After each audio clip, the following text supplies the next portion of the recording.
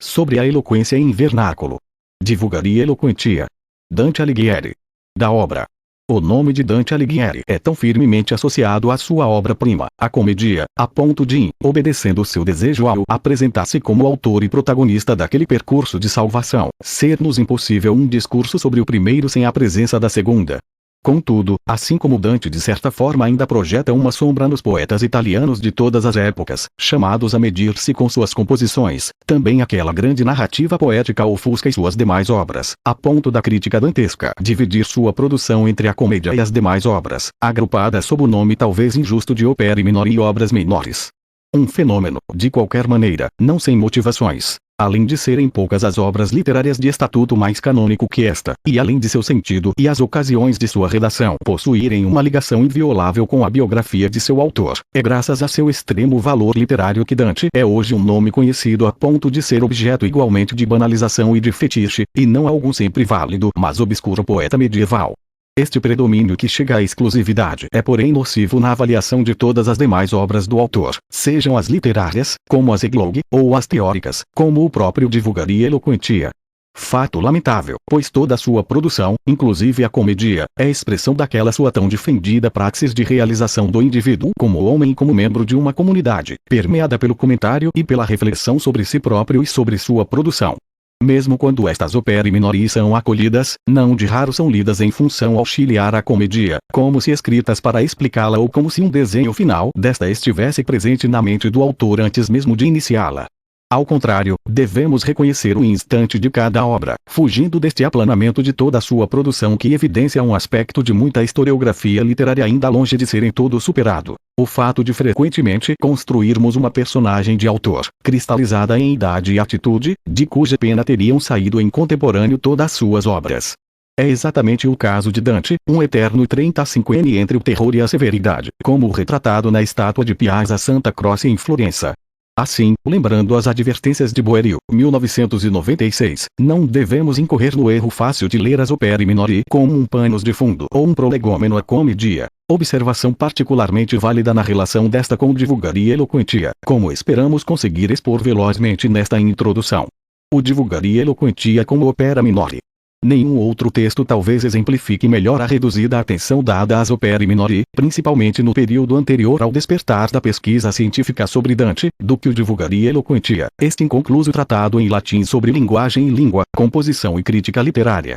Esquecido mesmo na Itália por séculos, como traçado ao final desta introdução, sua mísera tradição manuscrita se resume a 5 documentos, dos quais 2 descripti. De difusão sempre vinculada às discussões sobre a questione della língua, foi editado pela primeira vez em 1529, numa tradução do Tricino ideologicamente marcada. Para a editio princeps foi necessário esperar até 1577. Após o parêntese quanto à apreciação de Dante durante o Iluminismo, a obra passou a receber alguma atenção no 800, sempre submissa aos debates em torno da língua nacional italiana.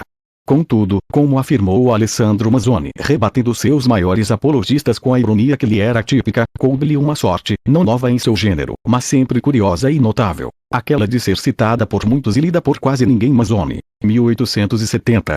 A difusão da obra no Brasil é mínima, merecendo, devido à sua relevância neste campo, apenas raríssimas citações em compêndios de linguística, por autores que geralmente revelam um conhecimento ao máximo secundário e de qualquer modo indireto.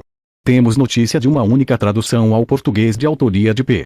Vicente Pedroso, publicada em 1958 pela Editora das Américas. Edição que, aparentemente, peca por apresentar contínuas incorreções e autênticos erros de tradução Vivaí, 2005. De qualquer forma, a diferença de outras opere minori como o de Monarquia, que podem ser encontradas mesmo em versão econômica em livrarias não especializadas, não parece haver nenhuma tradução disponível aos estudiosos de Dante no Brasil. Da relevância. Fator essencial na consideração do Divulgaria Eloquentia é seu perene estatuto de obra incompleta. Resta-nos um primeiro livro de 19 capítulos, no qual os conteúdos a serem tratados são apresentados com a introdução linguística necessária à sua abordagem, e um segundo livro interrompido durante o 14º capítulo, que discorre com maior análise uma sobre a composição poética em língua vernácula. A opinião de que a parte final da obra foi perdida está muito desacreditada, pois uma série de motivos, como investigações filológicas e uma colocação bastante precisa no percurso evolutivo do pensamento de Dante, não deixam dúvidas quanto ao abandono, voluntário ou não, por parte do autor.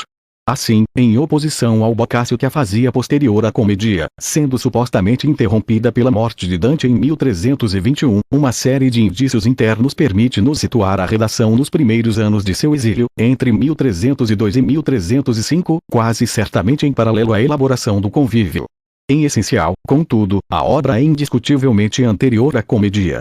Dante inicia seu tratado pela distinção entre a língua natural locutio primária, como os vários vernáculos, e a gramática locutio secundária, como o latim. Esta última, uma língua artificial, é estável e teria sido adotada pelos doutos para fazer frente à natural e contínua metamorfose das línguas naturais.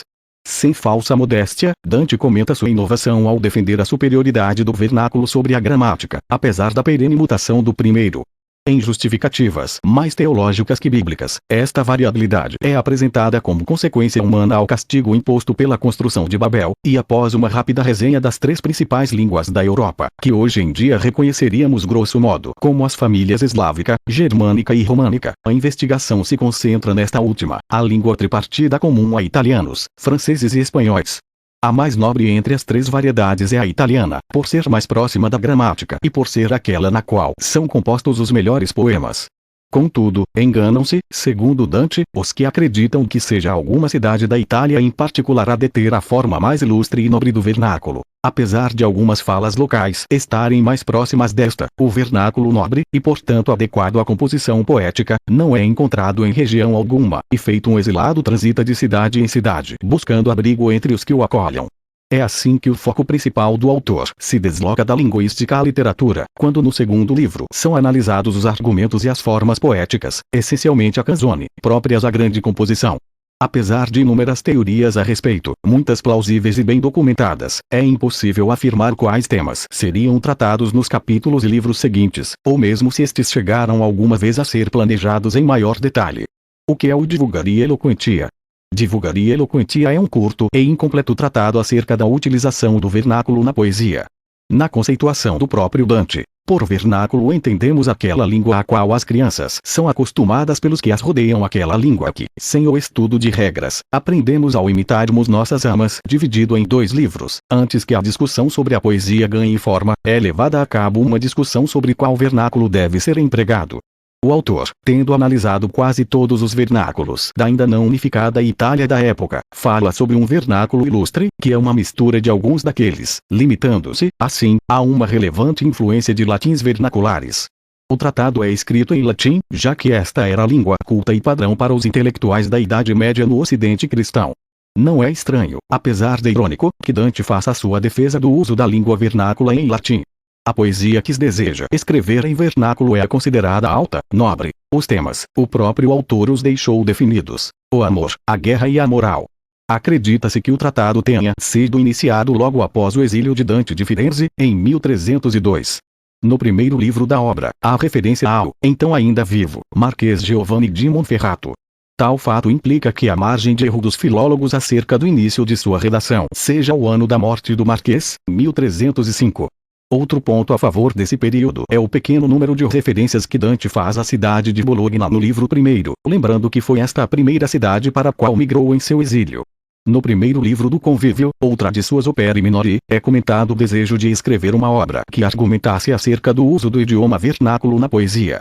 Com essas informações, a filologia clássica sobre Dante afirma que o Divulgaria Eloquentia começou a ser escrito junto com o Convívio, tendo sido este iniciado anteriormente. É consenso entre a crítica que ambas as obras foram abandonadas em algum momento anterior a 1307, quando o poeta passou a dar atenção exclusiva à composição da comédia. O interesse de Dante pela legitimação da utilização do vernáculo na literatura é muito anterior ao Divulgaria Eloquentia. No 25º capítulo do Vita Nuova, escrito por volta de 1295, o uso do vernáculo para a escrita de poemas de amor foi defendido pelo poeta. Pela primeira vez argumenta que o poeta do vernáculo tem à sua disposição os mesmos recursos que os poetas clássicos, se souber utilizá-los. Baseando-se nesse quadro, Zygmunt Baranski argumenta que o livro 2 do Divulgaria Eloquentia foi elaborado por um Dante que, fazendo uso do modelo clássico horaciano de poética, este por sua vez baseado em Aristóteles, criou um manual que adaptava a praxis da poesia clássica aos poetas do vernáculo, uma vez que podemos notar inovações poéticas surgidas no Ocidente após a queda do Império Romano. A rima, por exemplo. A possibilidade do uso de padrões clássicos de poesia por um poeta vernáculo é, para Dante, a legitimação do emprego dialetal. Cabe ressaltar, porém, que os moldes da poesia clássica, compreendidos como estruturas e regras, advindos do latim, não poderiam se aplicar ao vernáculo. Para melhor ilustrar suas lições, Dante exemplifica com poemas contemporâneos a composição do Divulgaria Eloquentia. Para Jairod, o Divulgaria Eloquentia foi inicialmente uma defesa de Dante para o convívio e seus poemas em vernáculo. Posteriormente veio a assumir o lugar de defesa da escolha de Dante pelo uso do que viria a ser o italiano na comédia. Tal escolha, pela magnitude da obra produzida, fez com que Stephen Botterill afirmasse ser a comédia a declaração de independência das línguas vernáculas. Originalmente, o tratado seria composto por 4 livros, sendo que o primeiro introduziria e discutiria o que vem a ser o vernáculo. Os outros 3 abordariam os 3 estilos poéticos apropriados ao poeta que o utilizasse. Somente os 2 primeiros chegaram até nós, estando o segundo incompleto. No primeiro livro, Dante defende a superioridade do vernáculo em relação ao latim, baseando seus argumentos em suas constatações sobre a história da língua. Traça a origem desta junto à criação do homem, no paraíso terrestre, que com a palavra El dirige-se a Deus. O segundo livro da obra é interrompido no meio de uma sentença no 14º parágrafo. Discute sobre a arte da poesia elevada em relação aos seus temas, sendo estes o valor nas armas, o ardor no amor e o controle da própria vontade deve segundo, e para demonstrar o emprego correto do vernáculo nesse tipo de poesia, Dante nos dá exemplos de poetas de sua época para cada um dos temas supracitados. A forma lírica apropriada à abordagem destes temas é a canzone, um gênero lírico extremamente maleável, podendo ser longo. O livro segundo é interrompido em meio à explicação de Dante sobre os componentes da canzone. Os provavelmente não escritos livros 3º e 4 tratariam da utilização do vernáculo na prosa e da poesia cômica respectivamente. Para Jairod, a possibilidade de Dante ter abandonado o projeto no meio de sua confecção, torna provável a hipótese de o livro não ter sido revisado nem editado com grandes cuidados após sua época. Uma considerável parcela da crítica dantesca nota um cansaço expositivo no desenvolver-se do segundo livro, como se o próprio Dante tivesse gradualmente dedicado menos atenção e esforço à obra. O tratado foi editado pela primeira vez em uma tradução ao italiano de Trissino em 1529, tradução ideologicamente muito marcada, o que aliás denotaria praticamente todas as leituras de Divulgaria Eloquentia até meados do século XIX, como justificativa, como auctoritas, para os vários projetos de língua nacional italiana. A Editio Princeps, porém, surgiu apenas em 1577. A tradição manuscrita faz jus ao tratamento de Opera Minore, constituída por 5 manuscritos, sendo o mais velho do início do século XIV. Divulgaria Eloquentia. Sobre a eloquência em vernáculo. Livro 1º. Capítulo 1º. Como não sabemos de ninguém que já tenha tratado da eloquência em vernáculo, apesar desta ser de grande necessidade a todos, pois dela valem-se não apenas homens mas também, no limite de quanto lhes é permitido por suas naturezas, mulheres e crianças, com a ajuda do verbo que nos inspira do céu tentaremos auxiliar o discurso das pessoas que neste se exprimem. Nossa intenção é jogar alguma luz sobre o discernimento de todos os que perambulam pelas ruas feitos cegos, muitas vezes acreditando terem à sua frente o que, em verdade, está às suas costas. Para encher tal cálice não iremos nos limitar à água de nosso intelecto apenas, mas sim a combinaremos aos melhores ingredientes retirados ou colhidos de outros autores, para assim obter o mais doce hidromel. Como toda disciplina deveria esclarecer, e não apenas expor, seu objeto de estudo, de maneira que se saiba sobre o que está se versando, nos apressamos em dizer que por vernáculo entendemos aquela língua a qual as crianças são acostumadas pelos que as rodeiam tão logo começam a articular distintamente as palavras. Ou, mais brevemente, definimos vernáculo como aquela língua que, sem o estudo de regras, aprendemos ao imitarmos nossas amas. Além desta, dispomos também de uma segunda língua, a qual os romanos deram um nome de gramática. Desta segunda língua são dotados também os gregos e alguns outros povos, mas não todos. Afinal, são poucas as pessoas que alcançam seu pleno domínio, visto não podermos aprender suas regras ou nos instruirmos nelas sem tempo e perseverança nos estudos. A mais nobre entre estas duas línguas é o vernáculo, seja por ter sido a primeira a ser empregada pelo gênero humano, seja por dela valer-se o mundo inteiro, mesmo na diversidade de pronúncias e de vocabulários que a dividem, seja porque nos é natural, enquanto a outra é assaz artificial. Exatamente desta língua mais nobre é nossa intenção tratar. Capítulo 2. O vernáculo é, portanto, nossa verdadeira língua primária. Contudo, não digo nossa, implicando a possibilidade de haver uma outra língua além da humana. Com efeito, entre todos os seres somente aos homens foi concedida a palavra, pois somente a eles era necessária. Nem aos anjos nem aos animais inferiores era necessário falar. Aliás, a palavra lhes teria sido concedida inutilmente e a natureza se omite da criação de coisas inúteis. Se considerarmos com perspicácia qual o nosso objetivo ao falar, será evidente como este consista no expor aos outros quanto concebido em nossa mente. É portanto patente como os anjos não tenham necessidade deste signo que é a linguagem, pois para infundir seus pensamentos gloriosos são dotados de uma capacidade intelectual instantânea e inefável, graças à qual ou revelam-se integralmente uns aos outros, ou talvez se conheçam naquele espelho fulgentíssimo no qual todos são refletidos em sua suma beleza, e no qual se espelham com todo o seu ardor. Se, porém, surgirem objeções em relação aos espíritos corrompidos, podemos responder de duas maneiras. Primeiro, que por estarmos tratando de quanto necessário à perfeição, somos forçados a omitir aqueles espíritos, pois em sua perversidade se recusaram a esperar os efeitos da obra amante divina. Segundo, e melhor posto, que para manifestar reciprocamente sua perfídia os demônios em questão precisam apenas que cada um conheça a existência e a faculdade de cada outro. É certamente o caso, pois conheciam-se mutuamente antes de sua ruína. Quanto aos animais inferiores, dado serem guiados unicamente por seus instintos naturais, teria sido inoportuno dotá-los de uma linguagem. Todos os animais de uma mesma espécie compartilham de atos e paixões idênticos e podem, por meio dos seus próprios, conhecer os atos e as paixões dos demais. Para os animais que pertencem a espécies diferentes, a linguagem não apenas era desnecessária, mas teria sido nociva, visto não haver nenhum relacionamento amigável entre estas. E se neste ponto alguém, pensando na serpente que voltou a palavra à primeira mulher ou na mula de Balaão, objetar que estes animais falaram, responderemos que o anjo numa e o diabo em outra operaram de modo que tais animais movessem seus órgãos de forma que suas vozes resultassem articuladas como em um verdadeiro discurso, sem que isto, em efeito, fosse mais que um ralhar para a mula e um sibilar para a serpente. E se alguém quiser encontrar um argumento contrário no que refere ao vídeo no 5º livro das M sobre pegas falantes, responderemos que ele o faz em sentido curado, aludindo a outro ato. E se alguém armar como ainda hoje haja pegas e outros pássaros que falam, diremos que isto é falso, pois tal ação não é um falar, mas um imitar de nossas vozes. Estes pássaros se esforçam em nos imitar enquanto produtores de sons, e não enquanto falantes. Por isso, se alguém disser em voz alta pega e ouvir em resposta a mesma palavra pega, tal resposta terá sido apenas uma reprodução ou imitação do som emitido pelo primeiro. Assim, é claro como apenas ao homem tenha sido concedida a palavra. Busquemos agora de tratar brevemente do porquê lhe era necessário falar. Capítulo 3. Como o homem não é movido pelo instinto natural mas pela razão, e como esta apresenta tantas diferenças entre os indivíduos, em termos de discrição, juízo e escolha, que parece que cada um goze da alegria de ser uma espécie única em si, é nossa opinião que ninguém seja capaz de entender ao outro por meio de seus próprios atos e paixões, como fazem os animais. Também não se dá entre os homens de, como entre os anjos, compreenderem-se mutuamente por meio da especulação espiritual, pois a densidade e a opacidade do corpo mortal ocultam o espírito humano. Convinha portanto que para a comunicação mútua de seus pensamentos o gênero humano dispusesse de um signo ao mesmo tempo racional e sensível. 9. Racional, porque deve ser recebido e transmitido de uma razão a outra. Sensível, porque nada pode ser transferido de uma razão a outra sem a mediação dos sentidos.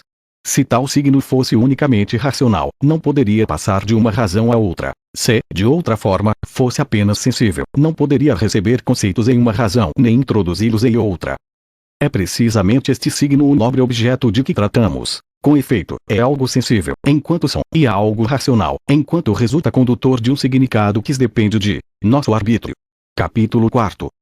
Apenas ao homem foi concedido falar, como resulta evidente a partir de quanto exposto acima. Julgo ser agora necessário investigar qual o primeiro homem a quem tenha sido concedida a faculdade de falar, o que este tenha dito da primeira vez que a empregou, a quem, onde e quando, porém, mas não menos importante, em qual idioma foi pronunciada a primeira palavra.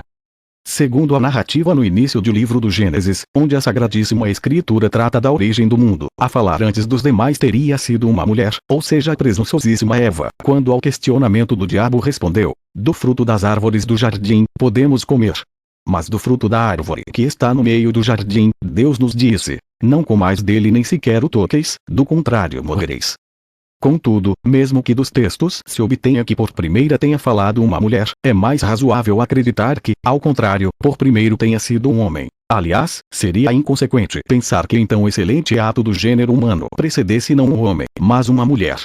Assim, é de bom senso retermos que a Adão tenha sido concedida por primeiro a capacidade da fala, por aquele que pouco antes o plasmara.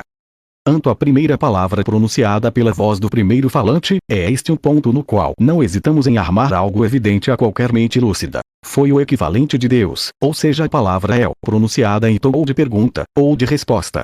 Nossa razão considera absurda e repugnante a ideia do homem ter nomeado qualquer coisa antes de Deus, tendo sido criado dele e para ele. Desta feita, é razoável entendermos que, da mesma forma que ao nascermos nossa expressão inicia por um AI. Por causa da prevaricação cometida pelo gênero humano, a primeira enunciação deve ter sido uma expressão de júbilo. Como não há júbilo algum além de Deus, mas todo júbilo está em Deus e o próprio Deus é todo júbilo, decorre que o primeiro falante tenha dito, em primeiro lugar e antes de mais nada, Deus. Armamos que o primeiro homem iniciou a falar em tom de resposta. Desta armativa decorre uma questão, ou seja se tal resposta teria sido dada a Deus. Em tal caso, resultaria que Deus já haveria falado, o que se colocaria em contraste com quanto indicamos anteriormente. A isto replicaríamos, porém, que o homem pôde responder e Deus pôde perguntar, sem que para isto Deus se valesse do que chamamos de língua. Alguém pode por acaso duvidar que tudo quanto existe se dobre docilmente à ordem de Deus, do qual tudo é feito, tudo é conservado e, além do mais, tudo é governado? Portanto, se o comando de uma natureza inferior, que é serva e criatura de Deus, é capaz de induzir o ar a mover-se com perturbações tais a ressoar trovões, cintilar chamas, precipitar água, derramar neve e lançar granizo, não poderia o mesmo comando divino induzir o ar a mover-se para soar algumas palavras, que seriam criadas articuladas e distintas justamente por aquele que coisas maiores articulou e distinguiu? Quem poderia duvidá-lo? Por este e outros motivos, acreditamos que isto seja suficiente. Capítulo 5. Não é portanto sem motivos racionais, derivados tanto dos argumentos anteriores quanto daqueles que seguirão, que declaramos como o primeiro homem tenha dirigido sua primeira palavra ao próprio Deus. Assim, é razoável armar que o primeiro falante falou imediatamente, tão logo foi tocado pelo sopro do poder animador.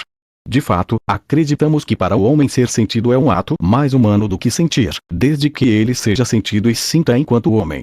Portanto, se aquele que é artífice, princípio de perfeição e fonte de amor, plasmou com seu sopro cada perfeição antes de nós homens, parece-nos razoável que o mais nobre entre os seres animados tenha antes sentido que se feito sentir. Alguém poderia discordar e objetar como para Adão não houvesse necessidade de falar, visto ainda ser o único homem existente e visto Deus conhecer todos os nossos segredos, sem a mediação das palavras, antes mesmo que os formulemos. A isto responderíamos, adotando aquela reverência necessária ao se exprimir qualquer opinião sobre a vontade eterna, que Deus efetivamente possuía um conhecimento, ou melhor um pré-conhecimento, o que, tratando-se de Deus, é equivalente, do pensamento do primeiro falante sem a necessidade de uma linguagem. Isto davia que também o homem falasse, para que no emprego de um grande dom fosse glorificado aquele que gratuitamente o havia concedido. Devemos portanto acreditar que seja obra divina a alegria que acompanha o emprego ordenado de nossa faculdade. Anto exposto nos permite deduzir perfeitamente em qual lugar foi pronunciada a primeira palavra. Se o homem recebeu o sopro divino fora do paraíso, resulta demonstrado como tal lugar tenha sido fora do mesmo. Se, ao invés, ele foi tocado dentro deste, está provado que tal lugar tenha sido dentro do mesmo. Capítulo 6. A atividade humana se desenvolve por meio de muitíssimas e diversas línguas, e consequentemente muitas pessoas alcançam a mesma compreensão recíproca quer usando palavras, quer não se valendo delas. É oportuno, portanto, buscar a língua que se crê tenha sido usada pelo homem que não teve mãe, que não se nutriu de um seio, que não conheceu infância e adolescência. Neste, como em muitos outros aspectos, uma qualquer Pietra Mala torna-se uma cidade grandíssima e pátria da maior parte dos filhos de Adão. De fato, todos aqueles que têm o raciocínio desprezível de acreditar ser aquela do próprio nascimento a mais agradável terra sob o sol, julgam que o próprio vernáculo, ou seja sua língua materna, também se coloca acima dos demais. por consequência, acreditam ser o mesmo que pertencerá a Adão. Ao contrário, nós que temos por pátria o mundo, assim como os peixes têm o mar, nós que antes mesmo de nascerem-nos os dentes, bebíamos das águas do Sarno e que amamos Florença a ponto de injustamente sofrer o exílio por tê-la amado, não assentamos a balança de nosso juízo sobre o sentimento, mas sobre a razão. Visto o prazer provado, que é a aquietação do apetite sensitivo, é evidente que para nós não existe lugar sobre a terra que seja mais amável do que Florença. Todavia, ao consultarmos os volumes dos poetas e de outros escritores, onde o mundo é descrito em seu conjunto e em suas partes, e ao refletirmos sobre as várias posições dos lugares do mundo e sobre as relações que estes apresentam com ambos os polos e com o círculo equatorial, compreendemos, e assim acreditamos firmemente, que há regiões e cidades mais nobres e agradáveis do que a Toscana e Florença, da qual somos nativos e cidadãos, e que muitas nações e povos servem-se de línguas mais agradáveis e úteis que aquela dos italianos. Voltando portanto ao nosso argumento, armamos que junto à primeira alma foi criada por Deus uma forma bem determinada de linguagem. Pelo termo forma nos referimos seja aos vocábulos que indicam as coisas, seja às construções formadas com esses vocábulos, seja ao agrupamento destas construções. E é precisamente desta forma que ainda se serviriam todos os falantes, se por culpa da presunção humana ela não tivesse sido dispersada, como será demonstrado adiante. Nesta forma de linguagem falou Adão, e nesta forma falaram todos os seus descendentes até a edificação da Torre de Babel, palavra que é interpretada como Torre da Confusão. Esta foi a forma de linguagem herdada pelos filhos de Eber, que a partir de seu nome foram chamados de hebreus. Após a confusão, esta forma permaneceu apenas entre eles, para que nosso Redentor, que segundo o lado humanos de sua natureza deveria nascer neste povo, não se valesse de uma língua originada da confusão, mas sim daquela recebida como graça. A língua que os lábios do primeiro falante plasmaram foi, portanto, o hebraico. Capítulo 7. Pobres de nós, que vergonha ao relembrarmos a ignomínia do gênero humano. Mas como não podemos proceder sem tomar este caminho, apesar do rubor subir as faces e a alma esconder-se, por aqui passaremos. O natureza humana, sempre propensa ao pecado. O natureza desde o princípio perversa e que não deixas de sê-lo. Não fora suficiente a tua corrupção seres exilada da pátria das delícias por tua primeira transgressão? Não fora suficiente que pela luxúria universal e pela ferocidade de tua família humana perecesse no dilúvio tudo quanto te pertencia à exceção de uma única casa, e que os animais do céu e da terra pagassem por tuas culpas? Certamente fora suficiente. Mas como diz o provérbio, não se cavalga antes da terceira vez, e tu, desgraçada, escolheste montar sobre um infeliz cavalo. Leitor, eis que o homem, esquecendo ou desprezando os castigos anteriores, desviou o olhar das feridas que carregava e, abandonando-se em sua soberba e ignorante presunção, levantou-se uma terceira vez para receber os golpes. Persuadido pelo gigante Nem-Brot, o homem incorrigível colocou em seu coração a presunção de superar por sua técnica não apenas a natureza, mas seu próprio feitor, ou seja Deus, e começou a construir uma torre e ensinar que seria chamada Babel, ou seja confusão, com a qual pretendia elevar-se ao céu, propondo em sua ignorância não apenas igualar, mas superar seu feitor. Ó clemência desmedida do reino celeste! A ele pai toleraria tantos insultos de olho. Ele porém levantou o açoite não com mão inimiga, mas paterna, e acostumado golpear castigou-lhe o rebelde com uma punição ao mesmo tempo benevolente e memorável. Para cumprir esta obra perversa encontrava-se reunido quase todo o gênero humano. Uma parte cheava os trabalhos, uma parte dirigia a arquitetura, uma parte erguia os muros, uma parte os nivelava, uma parte os pintava com cal, uma parte estava atarefada em cortar as pedras, uma parte em transportá-las por mar e outra por terra. Cada parte restante, porém, dedicava-se diversamente a outras obras. Foi quando do céu foram imergidos com uma tal confusão que, enquanto antes se aplicavam a esta obra empregando uma única e idêntica fala, se viram diferenciados em numerosas línguas e tiveram de renunciar à empreitada, nunca mais logrando o mesmo acordo numa atividade comum. Passaram a concordar entre si apenas os que estiveram reunidos em uma mesma tarefa. Por exemplo, receberam língua própria a todos os arquitetos, outra diversa a todos aqueles que transportavam pedras e outra ainda a todos os que as preparavam, e assim sucessivamente se deu para cada grupo reunido por uma mesma função. O número de línguas nos quais o gênero humano se dividiu neste momento era igual àquele das várias atividades. Quanto mais elevada havia sido a função de cada grupo, tanto mais rude e bárbara foi a língua que lhes coube. A língua sagrada permaneceu entre aqueles que não participavam dos trabalhos nem o aprovavam, mas que ao contrário os ridicularizavam com um profundo horror pela estupidez dos associados à obra.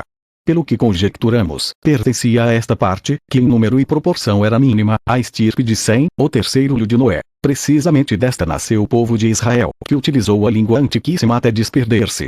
Capítulo 8. Julgamos com bons motivos que tenha sido a confusão das línguas acima lembrada dispersar os homens pela primeira vez por todas as zonas climáticas do mundo, com suas relativas regiões habitáveis e seus recantos longínquos.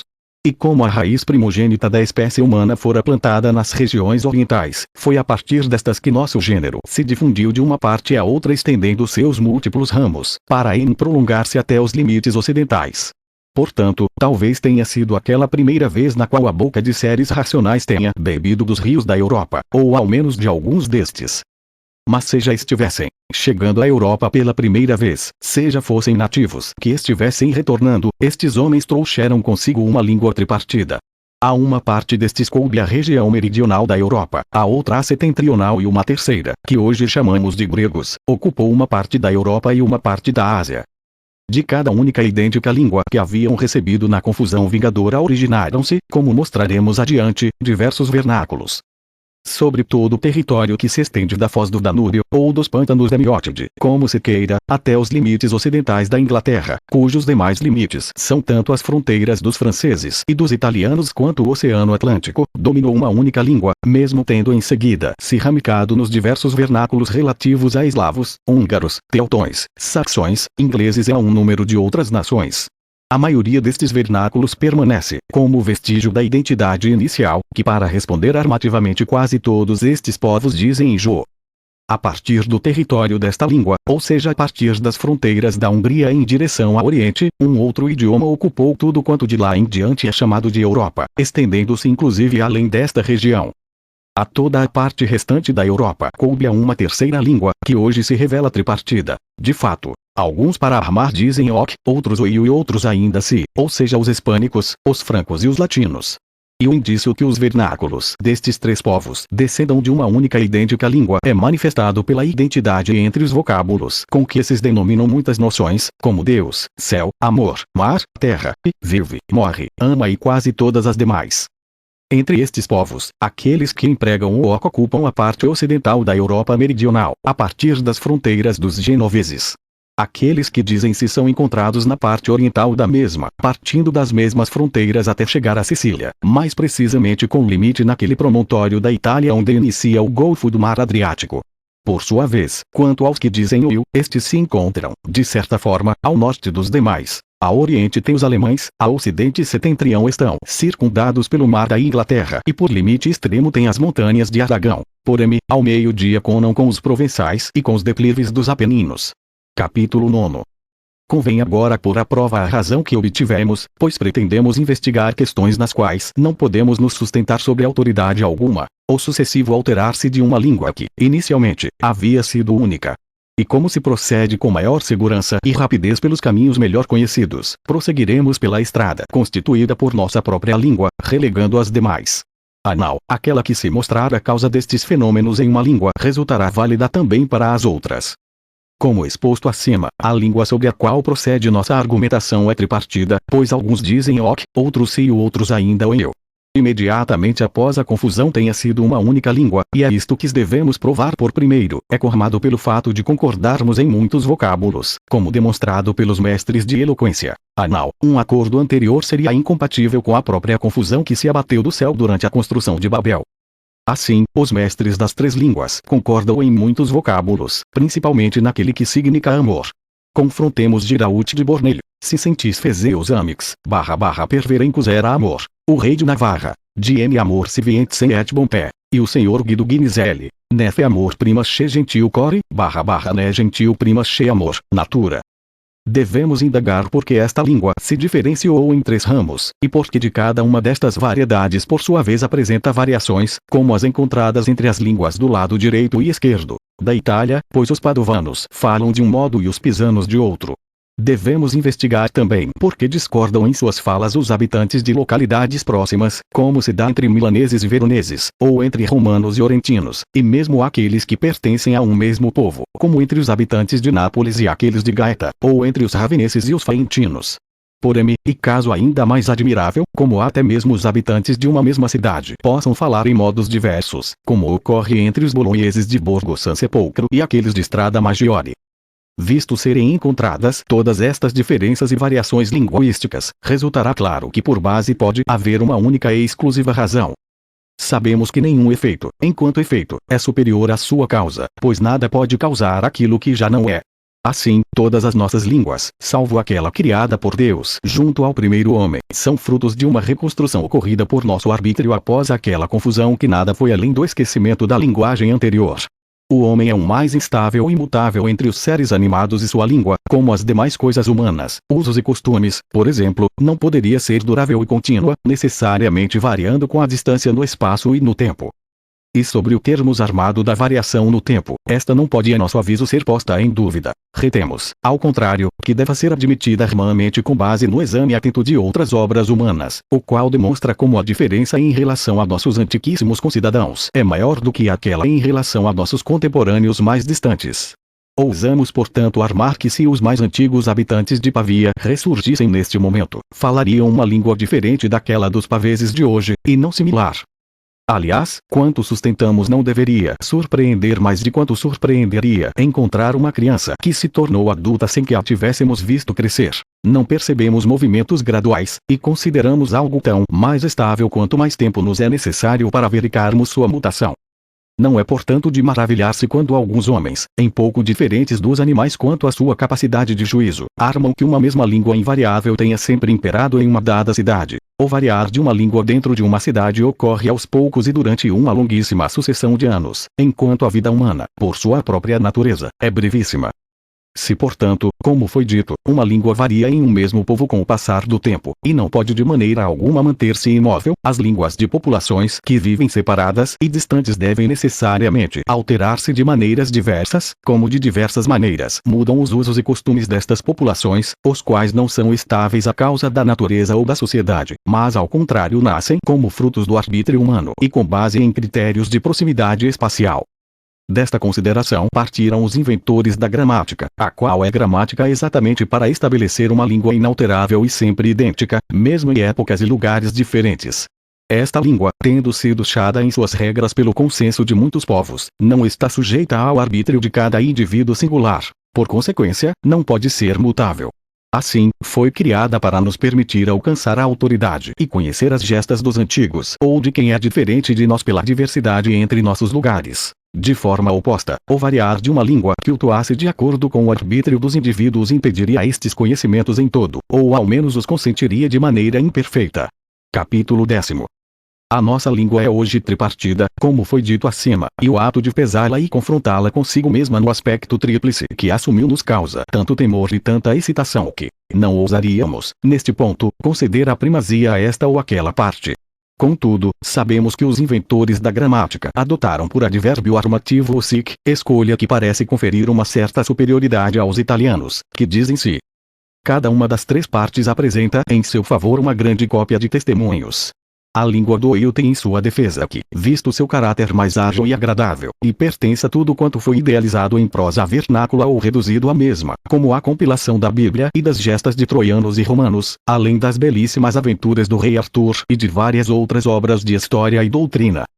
Por sua vez, a língua do Oca argumenta em seu favor a circunstância de ter sido a primeira, por seu caráter mais perfeito e doce, a ser empregada na poesia dos eloquentes autores em vernáculo, como Peri d'Auvergne e outros mestres antigos. Na terceira língua, aquela dos italianos, arma sua superioridade com base em duas prerrogativas. Primeiro, que são seus amigos e ministros aqueles que mais docemente e sutilmente compuseram poemas em vernáculo, como o Sino da Pistoia e seu amigo. Segundo, porque esses mostram apoiar-se mais que quaisquer outros sobre a gramática que é comum a todos. Para quem o examinar racionalmente, este mostra-se um argumento fortíssimo. Evitaremos, todavia, de exprimir uma opinião e, reconduzindo nossa argumentação ao vernáculo italiano, buscaremos descrever as variações que sofreu, bem como compará-las entre si. Antes de mais nada, armamos que a Itália se divide em duas partes, a direita e a esquerda. Se for perguntado qual sua linha divisória, responderemos rapidamente ser a crista dos Apeninos que, como a cumeira no alto de um telhado, divide a chuva em direções opostas, fazendo a água ir por longas calhas em direção a um ou outro mar, como descrito por Lucano em seu segundo livro. O lado direito tem por receptáculo o mar Tirreno, enquanto o esquerdo, por sua vez, deságua no mar Adriático. As regiões do lado direito são a Apulia, mas não toda, Roma, o Ducado, a Toscana e as marcas de Gênova. Por sua vez, as regiões do lado esquerdo são uma parte da Apulia, as marcas de Ancona, a Romanha, a Lombardia, as marcas de Treviso e Veneza. Anto ao Friuli e a Ístria, pertencem evidentemente ao lado esquerdo, ao passo que as ilhas do Mar Tirreno, ou seja a Sicília e a Sardenha, pertencem indiscutivelmente ao lado direito, ou ao menos a este devem ser associadas.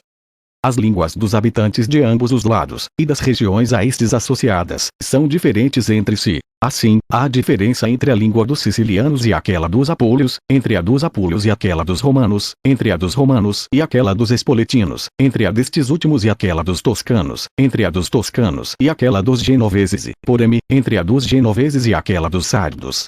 Da mesma forma ocorre entre calabreses e anconitanos, entre esses últimos e romanholos, entre romanholos e lombardos, entre lombardos e tanto trevisanos quanto venezianos, entre esses últimos e os habitantes de Aquileia, e finalmente entre estes e os estrianos.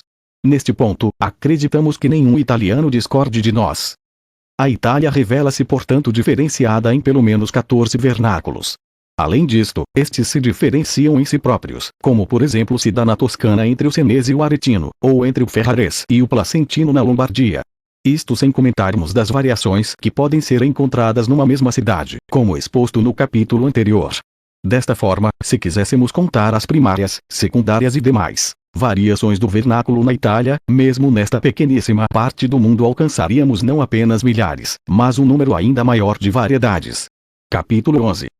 O vernáculo italiano ressoa em 1000 variedades diferentes. Iniciemos, portanto, a busca da língua mais ilustre da Itália.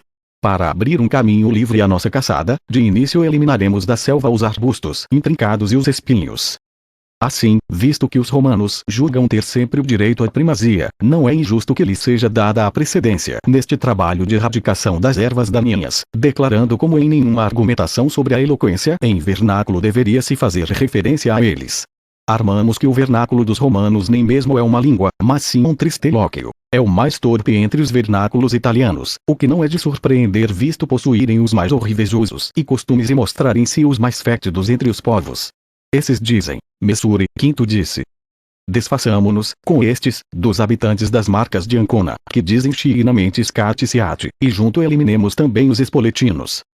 Não podemos esquecer neste ponto de como, para ridicularizar os 3 povos acima, tenham sido compostos vários poemas. Entre esses lembramos de um em particular, construído perfeitamente de acordo com as regras. Seu autor era um orentino de nome Castra, e começava assim, una firmanas copai da Cassioli, / cita cng grande aina. Livremo-nos também dos milaneses, dos bergamascos e de seus vizinhos.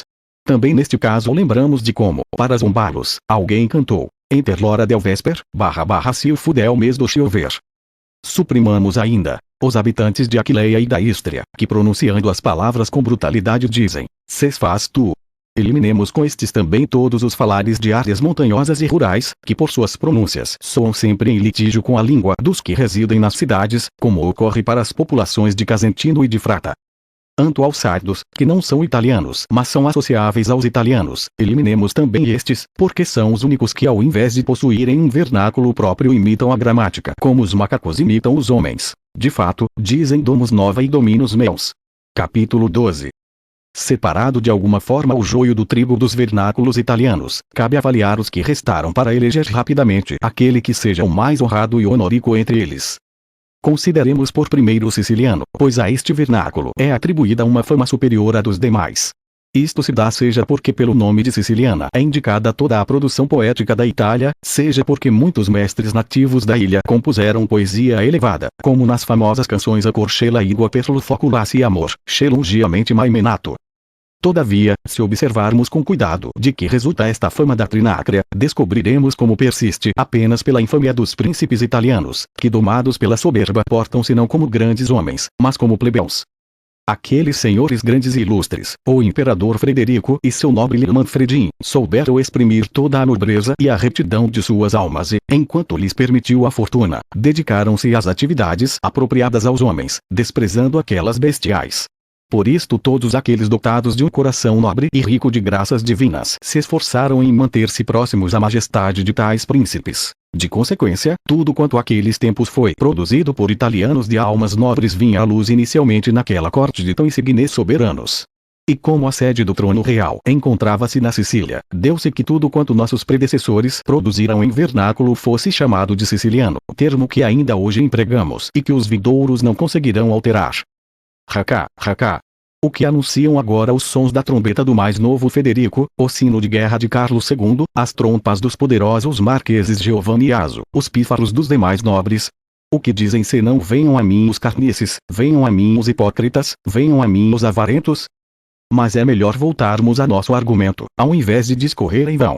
Armamos então que, se quisermos entender por vernáculo siciliano aquele que é pronunciado pela boca do siciliano médio, e parece-nos estar aqui o fundamento para nosso juízo, este em nada será digno da honra de ser preferido aos demais. Em verdade, apresenta uma certa lentidão de pronúncia, como por exemplo em tragemideste focora citeste a voluntate. Se porém quisermos entender por vernáculo siciliano aquele que brota dos lábios dos mais ilustres sicilianos, e que pode ser colhido nas canções citadas anteriormente, este em nada diferirá do vernáculo mais louvável, como demonstraremos a seguir. Por sua vez os apólios incorrem em desgostos barbarismo, quer por sua rudeza, quer pelo contato com seus vizinhos de Roma e das Marcas. Com efeito, dizem volsere che changesse-lo quatraro. Mas apesar dos apólios costumarem adotar uma fala repulsiva, alguns entre estes se destacaram por expressarem-se com elegância, adotando em suas composições os vocábulos mais curiais, como evidencia claramente um exame de seus poemas. Por exemplo, Madonna, dir vivodio e per no amorevo oscilietamente. Portanto, se for considerado quanto exposto acima, deverá resultar evidente como nem o siciliano nem o apólio representem o mais belo vernáculo da Itália. Com efeito, demonstramos que os eloquentes destas regiões se afastaram de seus próprios vernáculos. Capítulo 13. Chegamos aos toscanos, os quais, incapazes de raciocinar devido à sua insensatez, querem reivindicar para si a glória do vernáculo ilustre. E esta não é apenas uma tola pretensão do populacho. Ao contrário, sabemos de como tal opinião tenha sido sustentada por muitos homens de fama, como o Aretino Guittone, que nunca se valeu do vernáculo curial, o Lucchese, Bonagiunta, o Pisano Galo, o Senês Mino Mocato e o Orentino Brunetto, as poesias dos quais, com o tempo e a vontade de analisá-las cuidadosamente, não se mostram de nível curial, mas somente municipal. Visto serem os toscanos, acima de todos, a seguir com ousadia neste delírio de embriagados, parece-nos justo e útil tomar os vernáculos municipais da Toscana e despilos um pouco de sua glória vã. Anal, os orentinos ao falar dizem manesciamo, introque che noi non faciamo altro, os pisanos benel dono li fai de Fiorenza per Pisa, os luqueses fo voto a dio que ingrassar raeilo comuno de Luca, os sieneses onchi renegata avesio Siena. Chei questo. 55 E os arretinos voto venire oveli. De Perugia, Orvieto e Viterbo, bem como de Civita Castelana, não pretendemos de maneira alguma tratar, dadas suas anidades com romanos e espoletinos. Todavia, apesar de quase todos os toscanos serem obscurecidos por seus tristelóquios, a nosso entender alguns conheceram o vernáculo mais excelente. Aludimos a Guido, a Lapo e a um outro poeta, entre os orentinos, e a Sino, de Pistoia, ao qual concedemos sem injustiça a última posição, pois guiados pela justa razão.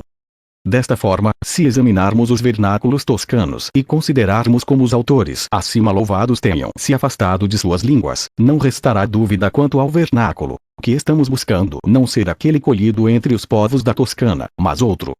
A esta altura, alguém poderia pensar que quanto armado para os toscanos não possa ser repetido para os genoveses. Neste caso, bastaria ter presente o fato de que, se estes esquecessem a letra Z, teriam de renunciar completamente à fala ou então inventar-se uma língua nova. Com efeito, a principal parte de seu falar é constituída pelo Z, letra que não pode ser pronunciada sem grande dureza. Capítulo 14. Atravessemos agora os ombros frondosos dos Apeninos, e exploremos da mesma forma o lado esquerdo da Itália, iniciando a Oriente. Entrando portanto pela Romanha nesta parte da Itália, diremos que existem dois vernáculos que se contrapõem por algumas diferentes convergências linguísticas. Um destes tem tal languidez de vocábulos e de pronúncia que se revela efeminado a ponto de tomarmos um homem por mulher, mesmo quanto este usa uma voz viril. Empregam este vernáculo todos os romanholos e principalmente os habitantes de Forli, cidade que mesmo sendo periférica constitui o foco de toda a região. Estes para armar usam de si e para irtar expressões como ou do meu e corada meia. Sabemos todavia de alguns romanholos que se destacaram do próprio vernáculo em seus poemas, ou seja Tommaso e Ugolino Buzuola, ambos faentinos. Além deste, encontramos um outro vernáculo, tão insípido e hirsuto 59 por seus vocábulos e pronúncias que sua rude aspereza não apenas deturpa uma mulher que o emprega, mas mesmo, leitor, ao escutá-la induz a suspeitar que se trate de um homem. A este pertencem todos aqueles que dizem magara, ou seja brescianos, veroneses e vicentinos. Também inclui os padovanos, que reduzem em torpe-sicope todos os particípios em oto e todos os nomes em tati, como em merco e bonte. Citemos com estes também os trevisanos, que à maneira dos brescianos e de seus vizinhos talham as palavras por apócope, pronunciando a U consonantal como F dizem, por exemplo, nofa ao invés de nove e vifa ao invés de vivo, costume que condenamos como um grave barbarismo. Nem mesmo os venezianos podem considerar-se dignos da honra daquele vernáculo que buscamos, e se algum destes, vítima do erro, armar possuir tal mérito, pergunta-lhe se, por acaso, nunca tenha dito per le plague de Diuto no verras. Entre todos estes, sabemos de um único rimador que tenha se esforçado em destacar-se do vernáculo materno, inclinando-se ao curial, o padovano Aldobrandino. Assim, vistos todos os vernáculos que comparecem ao juízo do presente capítulo, sentenciamos como o vernáculo ilustre que buscamos não seja nem o romanholo, nem aquele que lhe é oposto, nem o veneziano. Capítulo 15. Tratemos agora de examinar com rapidez o que resta na selva itálica.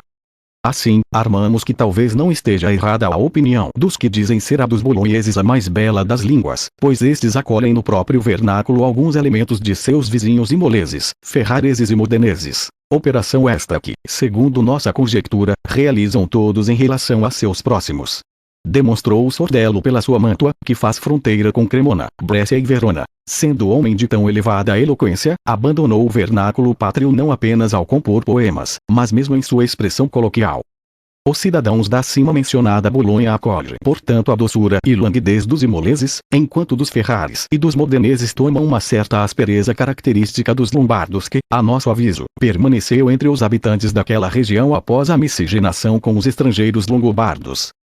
É este o motivo de não conhecermos nenhum ferrares, modenês ou regiano que tenha composto poesia. Acostumaram-se tanto à sua aspereza que são incapazes de aproximar-se ao vernáculo cortês sem trazer consigo um pouco daquela dureza. O mesmo ocorre, com ainda maior força, entre os parmesãos, que dizem monto ao invés de molto.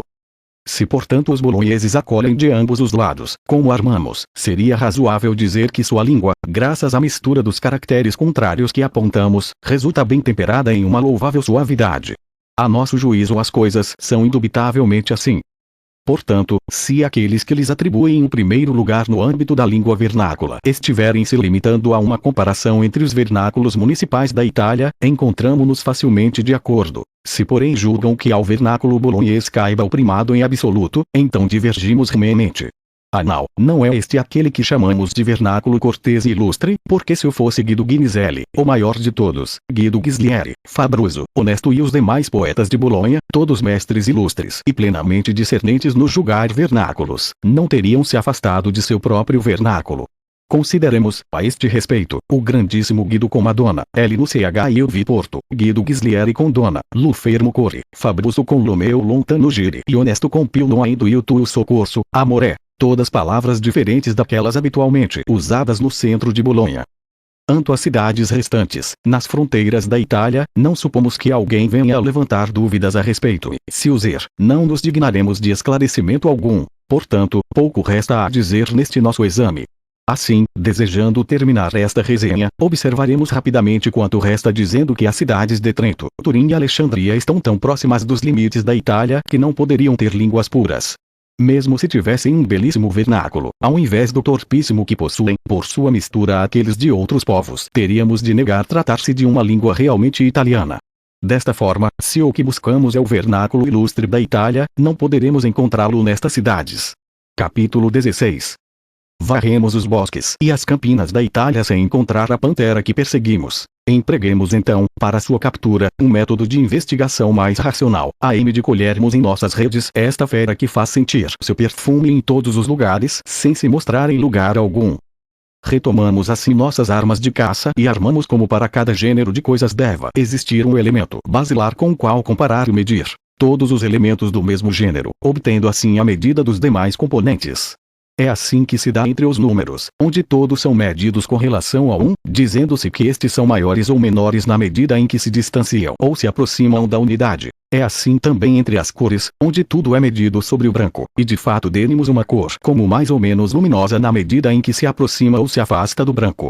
Trata-se do mesmo princípio que defendemos para os fenômenos que demonstram possuir categorias de quantidade e qualidade, podendo ser aplicado a qualquer conjunto se deseje, mesmo a substância. Em outras palavras, cada coisa, enquanto pertencente a um gênero, é mensurável por aquilo que há de mais simples em tal gênero.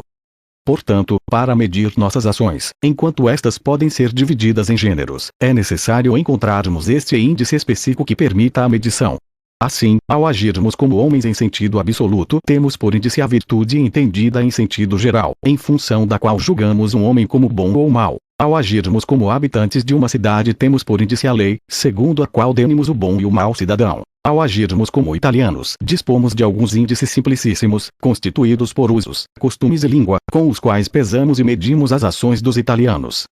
Contudo, os mais nobres entre estes costumes próprios dos italianos são aqueles que, sem pertencer a alguma cidade da Itália em particular, são comuns a todas. Entre estes costumes podemos agora discernir aquele vernáculo que buscávamos, cujo perfume é sentido em cada cidade sem ter sede em nenhuma. Este vernáculo, todavia, difunde seu perfume em uma cidade mais que em outra, feito a substância simplicíssima, Deus, que é sentida mais no homem que nos animais, mais no animal que nas plantas, mais nesta que nos minerais, e neste último mais que nos elementos, bem como no fogo mais que na terra. A quantidade mais simples, a unidade, se faz sentir mais no número ímpar que no par, e a cor mais simples, o branco, revela-se mais no amarelo que no verde. Conseguimos alcançar, assim, o que buscávamos e declaramos que na Itália o vernáculo ilustre, cardeal, cortês e curial é aquele vernáculo que pertence a todas as cidades italianas, sem mostrar-se característico de alguma destas, e com base no qual todos os vernáculos municipais são medidos, pesados e comparados. Capítulo 17. Convém agora expor por quais razões adjetivamos o vernáculo encontrado por ilustre, cardeal, cortês e curial. Com isto, tornaremos mais clara e evidente sua essência. A este expliquemos antes de mais nada o que significa o atributo de ilustre e por qual razão adotamos este termo. Com este adjetivo entendemos algo que ilumina e que, quando iluminado, resplandece sobre tudo. É neste sentido que qualificamos certos homens como ilustres, ou porque recebendo a luz do poder iluminam os demais com justiça e caridade, ou porque são depositários de uma doutrina excelsa e conseguem igual magistério, como Sêneca e Numa Pompílio. Ora, o vernáculo do qual tratamos é sublimado pela doutrina e pelo poder, elevando seus cultores com honra e glória.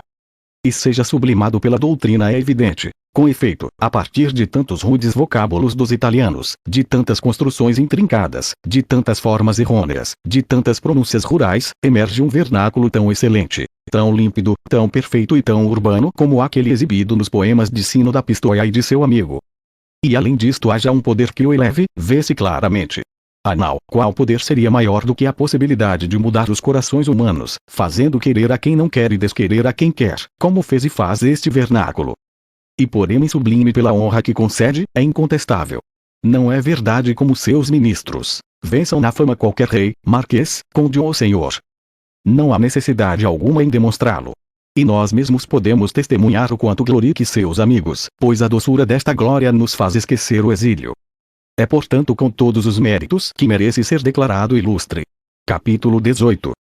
Não é sem razão que conferimos a este vernáculo ilustre o segundo atributo, pelo qual o chamamos de cardeal.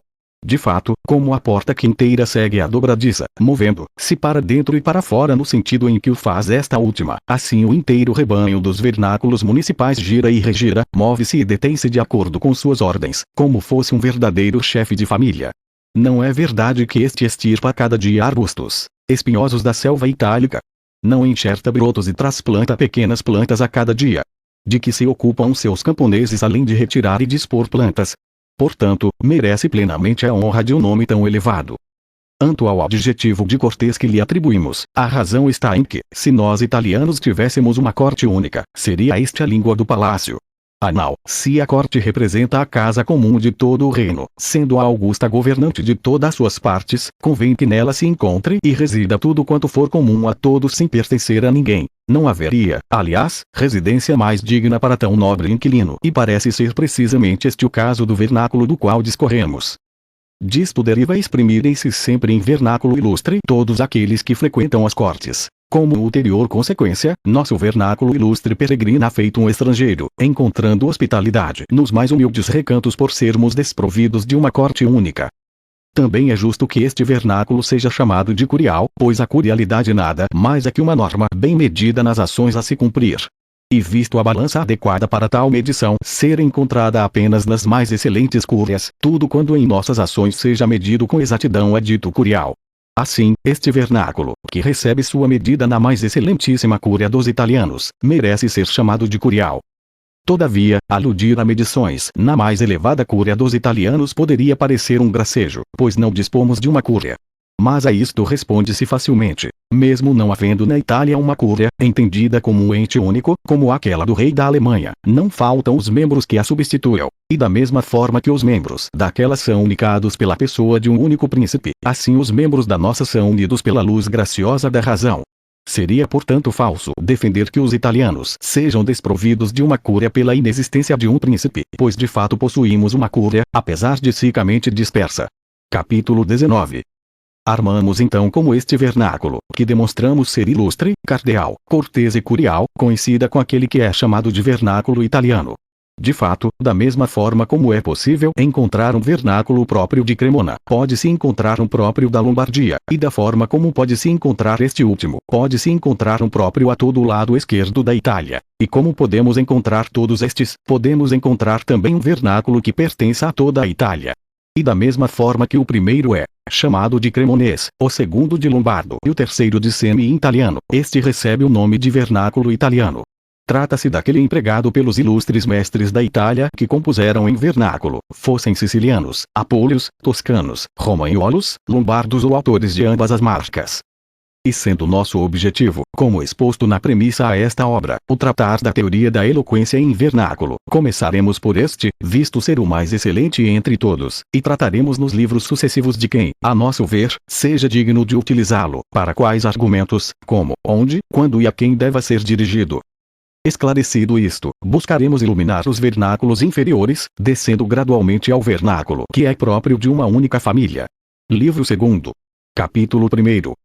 Incitando mais uma vez a velocidade de nosso intelecto e retomando a pena para registrar uma obra tão útil, começamos pelo admitir como o vernáculo ilustre dos italianos possa ser empregado legitimamente tanto em prosa quanto em verso. De costume, porém, são os prosadores que o recebem dos artistas da poesia, e visto ser o vernáculo empregado em poesia a servir de modelo àquele em prosa e não o contrário, fato que indubitavelmente lhe confere uma certa superioridade, começaremos por cardar o velo do vernáculo ilustre a partir de sua expressão poética, segundo a ordem prometida ao final do primeiro livro. Perguntemo-nos antes de mais nada se todos aqueles que compõem versos em vernáculo devam servir-se de sua forma ilustre.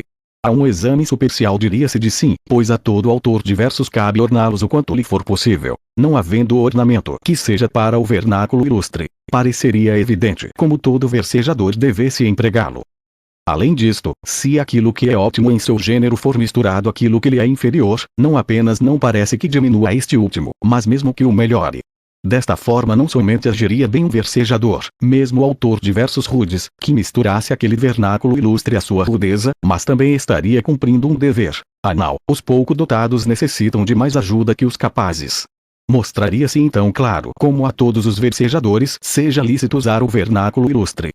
Mas esta conclusão é completamente falsa, pois mesmo os poetas mais excelentes não devem cobrir-se sempre com esta veste, como poderá ser julgado pelo que elaboraremos a seguir. Ocorre que este vernáculo exige pessoas que lhe assemelhem, como exigem nossos demais usos e costumes, da mesma forma que a magnificência requer pessoas capazes de grandes ações e a púrpura busca homens nobres. Assim, como será esclarecido a seguir, também o vernáculo em questão espera por aqueles que excelem pelo intelecto e pela cultura, desprezando os demais. De fato, a conveniência de todas as coisas se faz em virtude do gênero, da espécie ou do indivíduo, como no emprego dos sentidos, no rir e na prática da cavalaria. Este vernáculo ilustre não é conveniente em virtude do gênero, pois desta forma conviria mesmo aos animais, e não é em virtude da espécie, pois conviria a qualquer homem, o que está fora de questão. Anal ninguém defenderia sua conveniência aos montanheses e seus argumentos rústicos. Sua conveniência se dá, portanto, em função do indivíduo. Nada porém resulta conveniente ao indivíduo, senão pelo tipo de mérito que este último possui, como nas artes do comércio, da cavalaria e do governo. Portanto, se aquilo que é conveniente está relacionado aos méritos, ou seja às pessoas meritáveis, e se alguns podem ser meritáveis, outros mais meritáveis e outros ainda meritabilíssimos, será patente como o que é bom convém a quem é meritável, o que é melhor a quem é mais meritável, porém, o que é ótimo aos meritabilíssimos.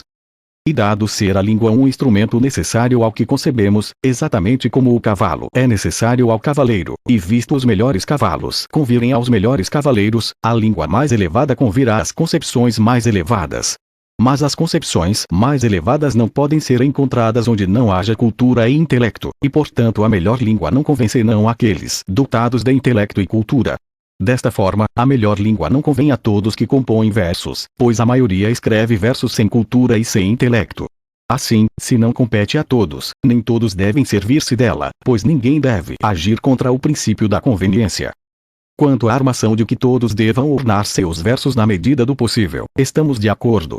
Contudo, não podemos chamar de adornado a um boi arreado para a cavalaria ou a um porco enfeitado por um belo peitoral. Ao contrário, assim preparados tomaríamos a situação por ridícula, pois adornar consiste na adição de algo conveniente.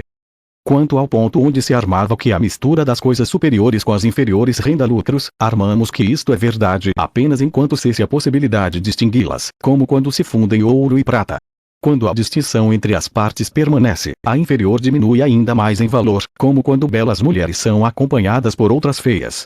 Portanto, visto os conceitos dos versejadores permanecerem distintamente entremeados às suas palavras, quando associados ao vernáculo mais elevado soarão ainda piores, como uma mulher feia enfeitada em ouros e sedas. Capítulo 2. Demonstramos como o vernáculo ilustre não deva ser utilizado por todos os versejadores, mas somente pelo mais excelentes. Resta-nos estabelecer se todos os argumentos devam ser tratados com este vernáculo ou não e, em caso negativo, indicar os argumentos particulares que o merecem. A este propósito, devemos por primeiro esclarecer o que entendemos por merecer. Assim, declaramos que seja meritável ou que possui mérito, como é nobre o que possui nobreza. E se conhecido um costume, conhece-se quem detenha um mesmo, pela conformidade do primeiro ao segundo, sabendo do mérito, saberemos do que é meritável. O merecimento é o efeito, o termo das ações empreitadas. Assim, de alguém que agiu corretamente dizemos merecer o bem, enquanto seu contrário merece o mal. Por exemplo, de um do bom combatente merece a vitória e o bom governante o reinado, enquanto do outro o mentiroso merece a vergonha e o assaltante a morte. Além disto, por poder-se estabelecer comparações entre aqueles que têm merecimento, e mesmo destes com a outra categoria, resulta que alguns merecem bem, outros melhor e outros ainda otimamente, ao passo que alguns mal, outros pior e outros ainda o fazem pessimamente. Comparações deste gênero são estabelecidas com relação àquele termo das ações que, como dissemos, denominamos de mérito. É assim manifesto como os méritos possam ser confrontados com base no mais e no menos, de maneira que alguns resultem grandes, outros maiores e outros ainda grandíssimos. Disto decorre, evidentemente, que existe um meritável, ou mais meritável e ainda um meritabilíssimo. Mas como a comparação entre os méritos não ocorre com base no mesmo objeto, mas sim com base em objetos diferentes, chamamos de meritável quanto ou seja para as coisas grandes, mais meritável para as coisas maiores e meritabilíssimo para as coisas grandíssimas, não podendo objeto algum ser mais digno que si próprio. Entende-se assim como o que é excelente é necessariamente digno do que há de mais excelente e assim, tendo chamado de ilustre a um mais excelente entre os vernáculos, entende-se como somente os argumentos mais nobres mereçam tal vernáculo, sendo estes aqueles que, na escala de argumentos que podem ser tratados, chamamos de meritabilíssimos. Indaguemos agora quais sejam estes argumentos excelentes. A esclarecimento de tal conceito deve-se lembrado que o homem, da mesma forma segundo a qual sua alma é dotada de 3 dimensões, ou seja a vegetal, a animal e a racional, procede por 3 caminhos. Enquanto ser vegetal busca o útil, e nisto se assemelha às plantas. Enquanto ser animal busca o agradável, assemelhando-se aos animais. E enquanto ser racional busca o honesto, associando-se à natureza angelical. Estes três parecem ser os caminhos aos quais se direcionam todas nossas ações. E visto que ao interno de cada um destes encontramos a distinção entre o grande e o grandíssimo, é claro como sejam os argumentos deste último tipo a merecerem o tratamento nas formas mais excelentes, e consequentemente pelo vernáculo mais elevado. Devemos portanto identificar quais sejam estes argumentos grandíssimos. Por primeiro, o âmbito do útil. Neste, considerando com sagacidade qual seja a meta de todos os que buscam a utilidade, descobriremos este argumento: nada mais ser que a sobrevivência. Por segundo, o âmbito do agradável. Para este armamos que o objeto sumamente agradável é aquele mais precioso aos nossos apetites sensuais, ou seja o amor físico. Em terceiro, o âmbito do honesto. Para este, ninguém duvida estarmos tratando da virtude. Portanto são estas as três, ou seja Salos, Vênus e Virtus, que merecem serem tratadas nas formas mais excelentes, pelos argumentos a elas relacionados: o valor nas armas, o ardor no amor e o controle na própria vontade. Somente nestes argumentos, se bem lembramos, resulta terem versificado em vernáculo aquelas ilustres personagens. Bertrand de Born tratou das armas, Arnaut Daniel do amor e Giraud de Bornel do controle, e Assassino da Pistoia, que tratou do amor, e seu amigo, que tratou da retidão. De fato, Bertrand diz Montposque mudar com um cantar no esparia, Arnaut diz Laura amar a fal brual brancus / plaisir, Giraud diz persolas revelar / xes tropen dormis, Sino diz digno sono eu de morte 80 e seu amigo diz dor-lhe a mi recanelo coriardire. Tendo visto estes, esclarece-se quais sejam os argumentos que possam ser tratados no vernáculo mais elevado. Capítulo 3. Busquemos agora de investigar rapidamente em quais formas métricas devam ser dispostos os argumentos dignos deste vernáculo. Para mostrar as formas nas quais tais argumentos merecem ser dispostos, antes de mais nada lembramos como aqueles que compuseram em vernáculo tenham utilizado em suas criações múltiplas formas poéticas. Alguns empregaram canções, outros baladas, outros sonetos e outros ainda formas sem lei ou regra, como demonstraremos abaixo. Entre todas estas formas métricas a mais excelente é, a nosso entender, a da canção. Assim, se como provamos anteriormente aquilo que mais excele merece igualmente o que mais excele, os argumentos dignos do vernáculo mais excelente são dignos também forma métrica mais excelente, consequentemente, devem ser tratados em canções. E a forma métrica da canção seja excelente como proclamamos, podemos demonstrá-lo por uma série de argumentos. O primeiro é que, apesar de tudo quando exprimimos em versos ser uma canção, somente a forma dita canção coube tal nome. Fatos deste tipo não ocorrem senão por via de alguma decisão tomada na antiguidade. Além disto, tudo quanto capaz de realizar sua intenção por sua própria força é mais nobre de quanto requer o elemento exterior, justamente como as canções que atuam por si próprias toda a sua intenção, o que não ocorre com as baladas, que requerem os dançarinos para os quais são escritas. Disto deriva, portanto, que as canções devam ser consideradas mais nobres que as baladas, e por consequência que seu metro deva ser considerado o mais nobre entre todos, pois ninguém colocará em dúvida que em nobreza de metro as baladas sejam superiores aos sonetos 82. Além disto, é certamente mais nobre aquilo que angaria maiores honras a seu criador, e as canções trazem a seus respectivos autores mais honra que as baladas. São, portanto, mais nobres que estas últimas, e por consequência seu metro é o mais nobre. Além disto, os objetos mais nobres são aqueles conservados com maior cuidado, e entre todas as composições poéticas são as canções a serem conservadas com maior cuidado, como sabem os que consultam os livros. As canções são portanto as mais nobres, e por consequência seu metro é o mais nobre. Porém, entre as obras fruto de uma técnica tem mais nobreza aquelas que abraçam em si a totalidade desta mesma técnica. As canções admitem toda técnica poética e são portanto as composições mais nobres, seu metro mostrando-se o mais nobre entre todos. E toda a técnica poética esteja presente nas canções é evidenciado pelo fato de qualquer elemento presente em outros tipos de composição possa ser encontrado também nas canções, não ocorrendo o oposto. Uma prova de nossas armações pode ser confirmada por todos. Apenas nas canções encontramos tudo quanto das elevadas mentes ilustres dos poetas tenha ouído a seus lábios. Para nosso tópico é claro, portanto, como os argumentos dignos do vernáculo mais elevado devam ser tratados em canções. Capítulo 4. Nos esforçamos em cardar o velo de quem e de quais temas mereçam o vernáculo cortês, bem como qual forma mereça, a nosso aviso, a honra de ser a única conveniente ao vernáculo mais elevado. Antes de passar a outros assuntos, analisemos com cuidado a forma da canção, que muitos utilizam mais pelo acaso que pela técnica. Abramos as portas deste estúdio para esta forma que tem sido adotada fortuitamente, relegando os metros da balada e do soneto que pretendemos estudar no quarto livro desta obra, dedicado ao vernáculo mediano. Repensando portanto quanto dissemos, lembramo-nos de ter o mais das vezes chamado de poetas aos versejadores em vernáculo. A denominação que ousamos utilizar é sem dúvida razoável, porque estes são certamente poetas, se for considerado com retidão o que seja a poesia. Esta nada mais é que a invenção elaborada segundo a retórica e a música.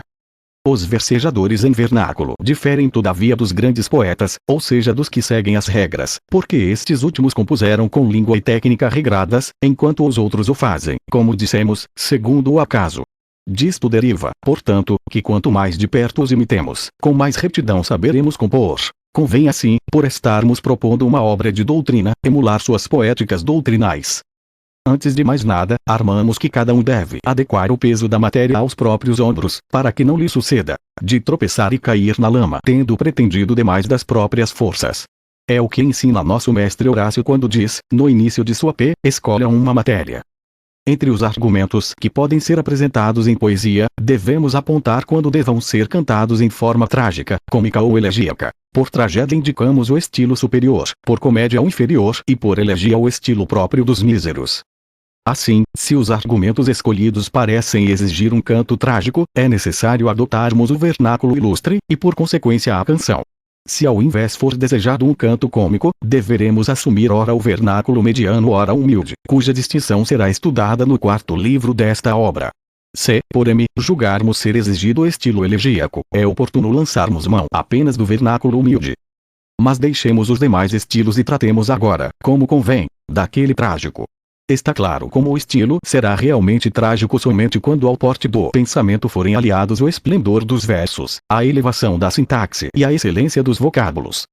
Portanto, se lembrarmos como, tal qual demonstrado, o mais elevado mereça o que também é mais elevado e como o trágico seja o mais elevado entre os estilos, resultará que devam ser cantados apenas neste estilo os argumentos que indicamos como excelentes para a poesia, ou seja salos, amor e virtus, bem como os conceitos que nos propiciam, desde que não sejam aviltados por algum fator acidental. E portanto que cada um considere com cautela e discernimento quanto dissemos, e quando pretender cantar estes três temas puros, ou aquilo que deste seja direta e simples decorrência, que beba das fontes do monte Hélicon, estenda ao máximo as cordas da lira e comece então a mover com segurança o plectro. Mas quanto esforço é necessário, por sorte, para alcançar esta cautela e este discernimento?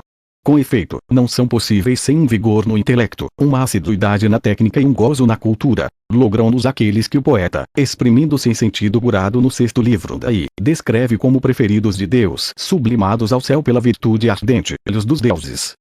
Está portanto demonstrada e rebatida a pouca perspicácia daqueles que, desprovidos de técnica e cultura e conando apenas em seus intelectos, se lançam sobre argumentos que devem ser cantados de maneira elevada. Que desistam desta presunção.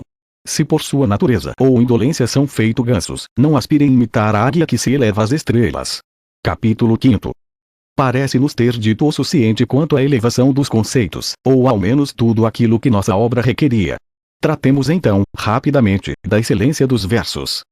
Convém saber, a este propósito, que nossos predecessores usaram em suas composições os mais diferentes versos, como de resto fazem também os contemporâneos.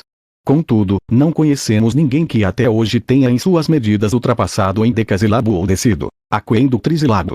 E apesar dos versejadores italianos terem utilizado o trisílabo, o endecasílabo e todas as medidas intermediárias, são mais frequentes o quinário, o seenário e o endecasílabo, após os quais coloca-se, frente aos demais, o trisílabo. O endecasílabo mostra-se o mais esplêndido entre todos esses versos, seja por sua extensão no tempo, seja por sua capacidade em acolher conceitos, construções e vocábulos.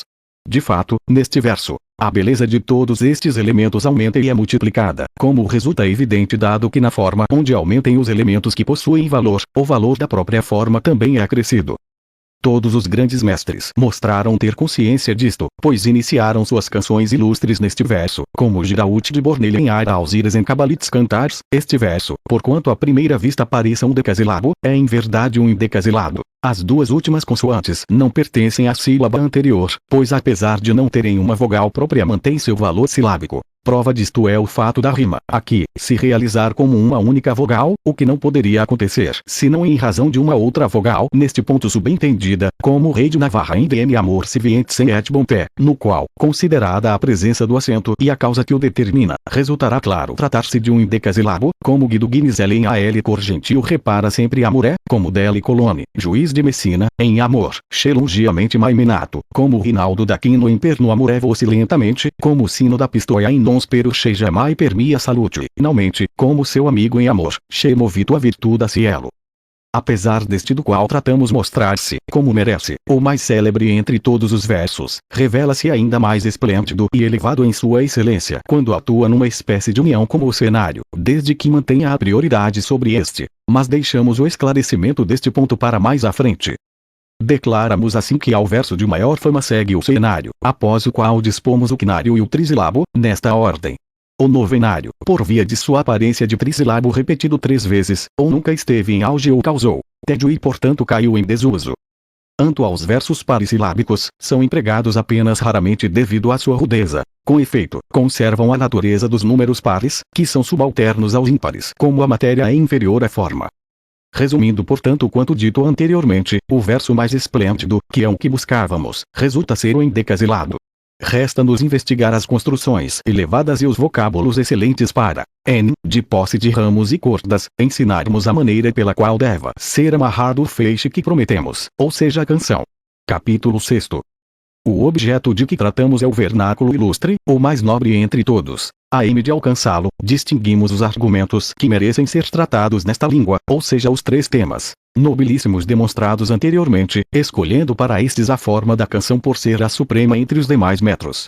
Já tendo preparado outros elementos, ou seja o estilo e o metro, para poder ensinar mais perfeitamente seu emprego, tratemos agora de sua construção. Convém saber que demos por construção a estrutura de palavras unidas de acordo com as regras, como em Aristóteles Philosopatus est Tempore Alexandria, onde 5 palavras estruturadas segundo as regras formam uma só construção. Deve-se antes de mais nada precisar como, entre as construções, existam as congruentes e as incongruentes. Se lembrarmos do princípio de nossa distinção, saberemos que estamos perseguindo apenas as coisas supremas. Não há lugar entre estas para a construção incongruente, pois numa escala de prestígio não lhe cabe nem mesmo um menor grau. Vergonhem-se portanto, os ignorantes que se lançam com temeridade às canções, pessoas de quem temos tanto para rir quanto de um cego que se esforçasse em distinguir as cores. Como se vê, buscamos a construção congruente.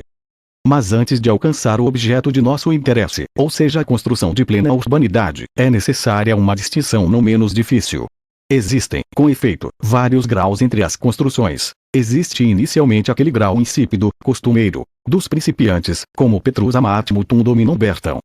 Há também aquele de sabor mais agradável, típico dos estudantes e dos professores pedantes, como Pigetme cunctis pietante maiorem, que cunque in exílio tabescentes patriam tantum sompneando revisunt, ou aquele saboroso e elegante que pertence àqueles tocam de leve a retórica, como laudabilis discretio martionis extensis, et sua magnicentia preparata, cunctis illum facit esse dilectum, e há, finalmente, aquele não apenas saboroso e elegante, mas também excelente, que encontramos entre os oradores ilustres, como Eiecta maxima partiorum de sino tuo, Florentia, nec quam trina criam totila secundus adivit. É este o grau de construção que proclamamos o mais excelente, e como dissemos é a este que damos a caça em nossa busca pelo que há de supremo. É este o único grau de construção no qual se encontram canções ilustres, como se termos sobretos nos fós de Giraud, tam habilis lamorus pensa, Melide Fouquet de Marselha, sou sui sailo sobre anchensors de Arnaut Daniel, no on pot cumplir abreciamen de Aymeric de Belenoi, se com larbres cheper sobre car de Aymeric de Peguelin, ire d'amor que em Moncor repair 108 do rei de Navarra, ancor chelaigua perlo foculasse do juiz de Messina, tegno de folha empresa aluver de Guido. Gnizelli, pois cedidor-lhe a cor conventiu por ti de Guido Cavalcante, a vergna cheio agia, e o pertempo de sino da pistoia e amor chenelamente me ragiona de seu amigo. E não te surpreenda, leitor, termos chamado à memória tantos poetas. Apenas por meio de exemplos podemos revelar esta construção que chamamos de suprema. Inclusive, para torná-la um costume, talvez seja utilíssimo familiarizar-se tanto com os poetas que seguiram as regras, ou seja, Virgílio, o Ovídio das M, Estácio e Lucano, quanto com aqueles escritores que se serviram de uma prosa altíssima, como Tito Livio, Plínio, Frontino, Paulo Orósio e muitos outros que um interesse de amigo nos aconselha frequentarmos. E os partidários da ignorância cessem, portanto, de celebrar Guitone d'Arezzo e certos outros, gente que nunca abandonou os modos populares em seus vocábulos e construções. Capítulo 7. Cabe agora tratar dos vocábulos grandiosos e que merecem gurar no estilo mais nobre, como exigido pelo desenvolvimento de nossa argumentação. Comecemos portanto pelo corroborar como a distinção entre os vocábulos não seja das tarefas mais fáceis, pois entre estes podemos encontrar várias espécies. De fato, alguns vocábulos nos soam infantis, outros femininos, e outros ainda viris. Entre esses últimos, percebemos alguns como agrestes e outros como urbanos. Porém, entre os urbanos, alguns têm uma aparência cardada e oleosa, enquanto outros são hirsutos e opacos. É aos vocábulos cardados ou hirsutos que chamamos de grandiosos, enquanto dênimos como oleosos ou opacos aqueles que apresentam uma redundância de sonoridade. O mesmo acontece com as grandes empreitadas, pois algumas são obras de magnanimidade e outras de presunção. Ao prestarmos atenção, podemos perceber uma elevação enquanto for respeitado aquele bem determinado limite imposto pela virtude, mas os capazes de julgar notarão como, uma vez ultrapassada esta linha, a elevação se encerra e inicia um precipitar na direção oposta. Portanto, leitor, presta atenção ao crivo de que necessitas para separar as palavras excelentes de todas as possíveis. Se estiveres buscando o vernáculo ilustre, que como armamos acima é o que deve ser empregado pelos que desejamos instruir, ou seja os poetas trágicos em vernáculo, cuidarás para que em teu crivo restem somente os vocábulos mais nobres.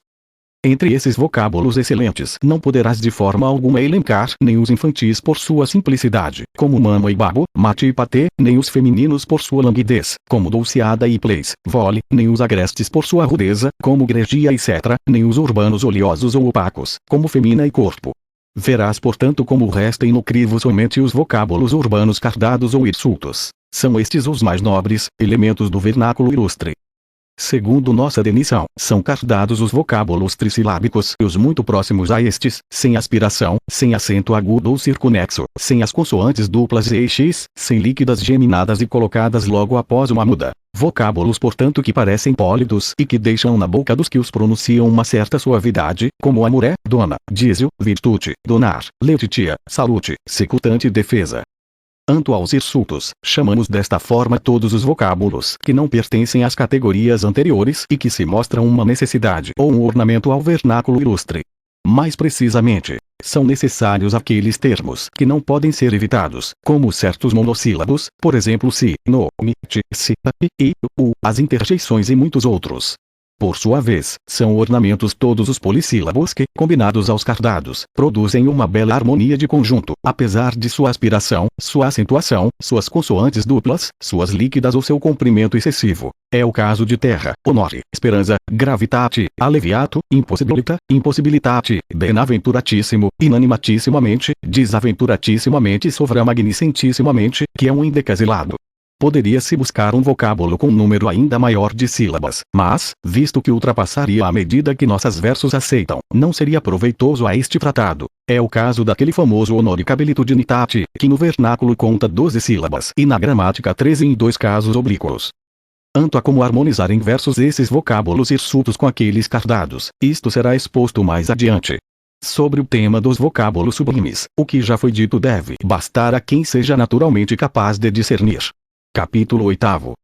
Organizamos os ramos e as cordas para o feixe. É chegada a hora de atá-lo.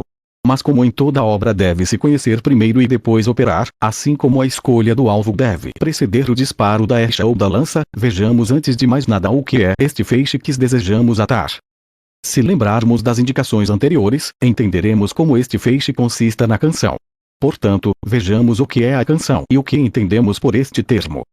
A canção, segundo seu significado autêntico, nada mais é que a ação do cantar em sentido ativo ou passivo, assim como a leitura é a ação do ler em sentido ativo ou passivo. Estabelecendo a distinção entre os dois ramos desta definição, devemos analisar se neste caso o termo esteja entendido em sentido ativo ou passivo. A este propósito, é necessário lembrar dos dois sentidos que a palavra pode assumir. No primeiro, enquanto algo construído por seu criador, a canção é entendida em sentido ativo. É nesta acepção que Virgílio, na abertura da I, diz Arma Vidum Quicano. No segundo sentido, enquanto algo construído anteriormente, a canção é declamada por seu autor ou por outra pessoa, com ou sem o acompanhamento da melodia. Nesta acepção, é entendida em sentido passivo. No primeiro caso se opera sobre a canção, enquanto no segundo é ela operar sobre alguém. Desta forma, naquele caso se mostra uma obra de alguém, e neste uma obra em alguém. E visto o operar sobre a canção ser anterior ao operar da mesma, parece-nos apropriado, e aliás necessário, que sua denominação derive do ser obra de alguém, e não do ser obra em alguém. Prova disto é o fato de nunca dizermos esta é uma canção de Pedro para indicar que Pedro a recita, mas sim para indicar que é seu autor. Além disto, é necessário discutir se um nome canção cabe à estrutura de palavras harmonizadas ou à melodia em si. Sobre este ponto, armamos que o acompanhamento melódico não é nunca chamado canção, mas som, motivo, notas ou melodia. De fato, nenhum músico de instrumento de sopro, de teclado ou de cordas emprega este termo para sua melodia, a menos que esta esteja associada a uma canção.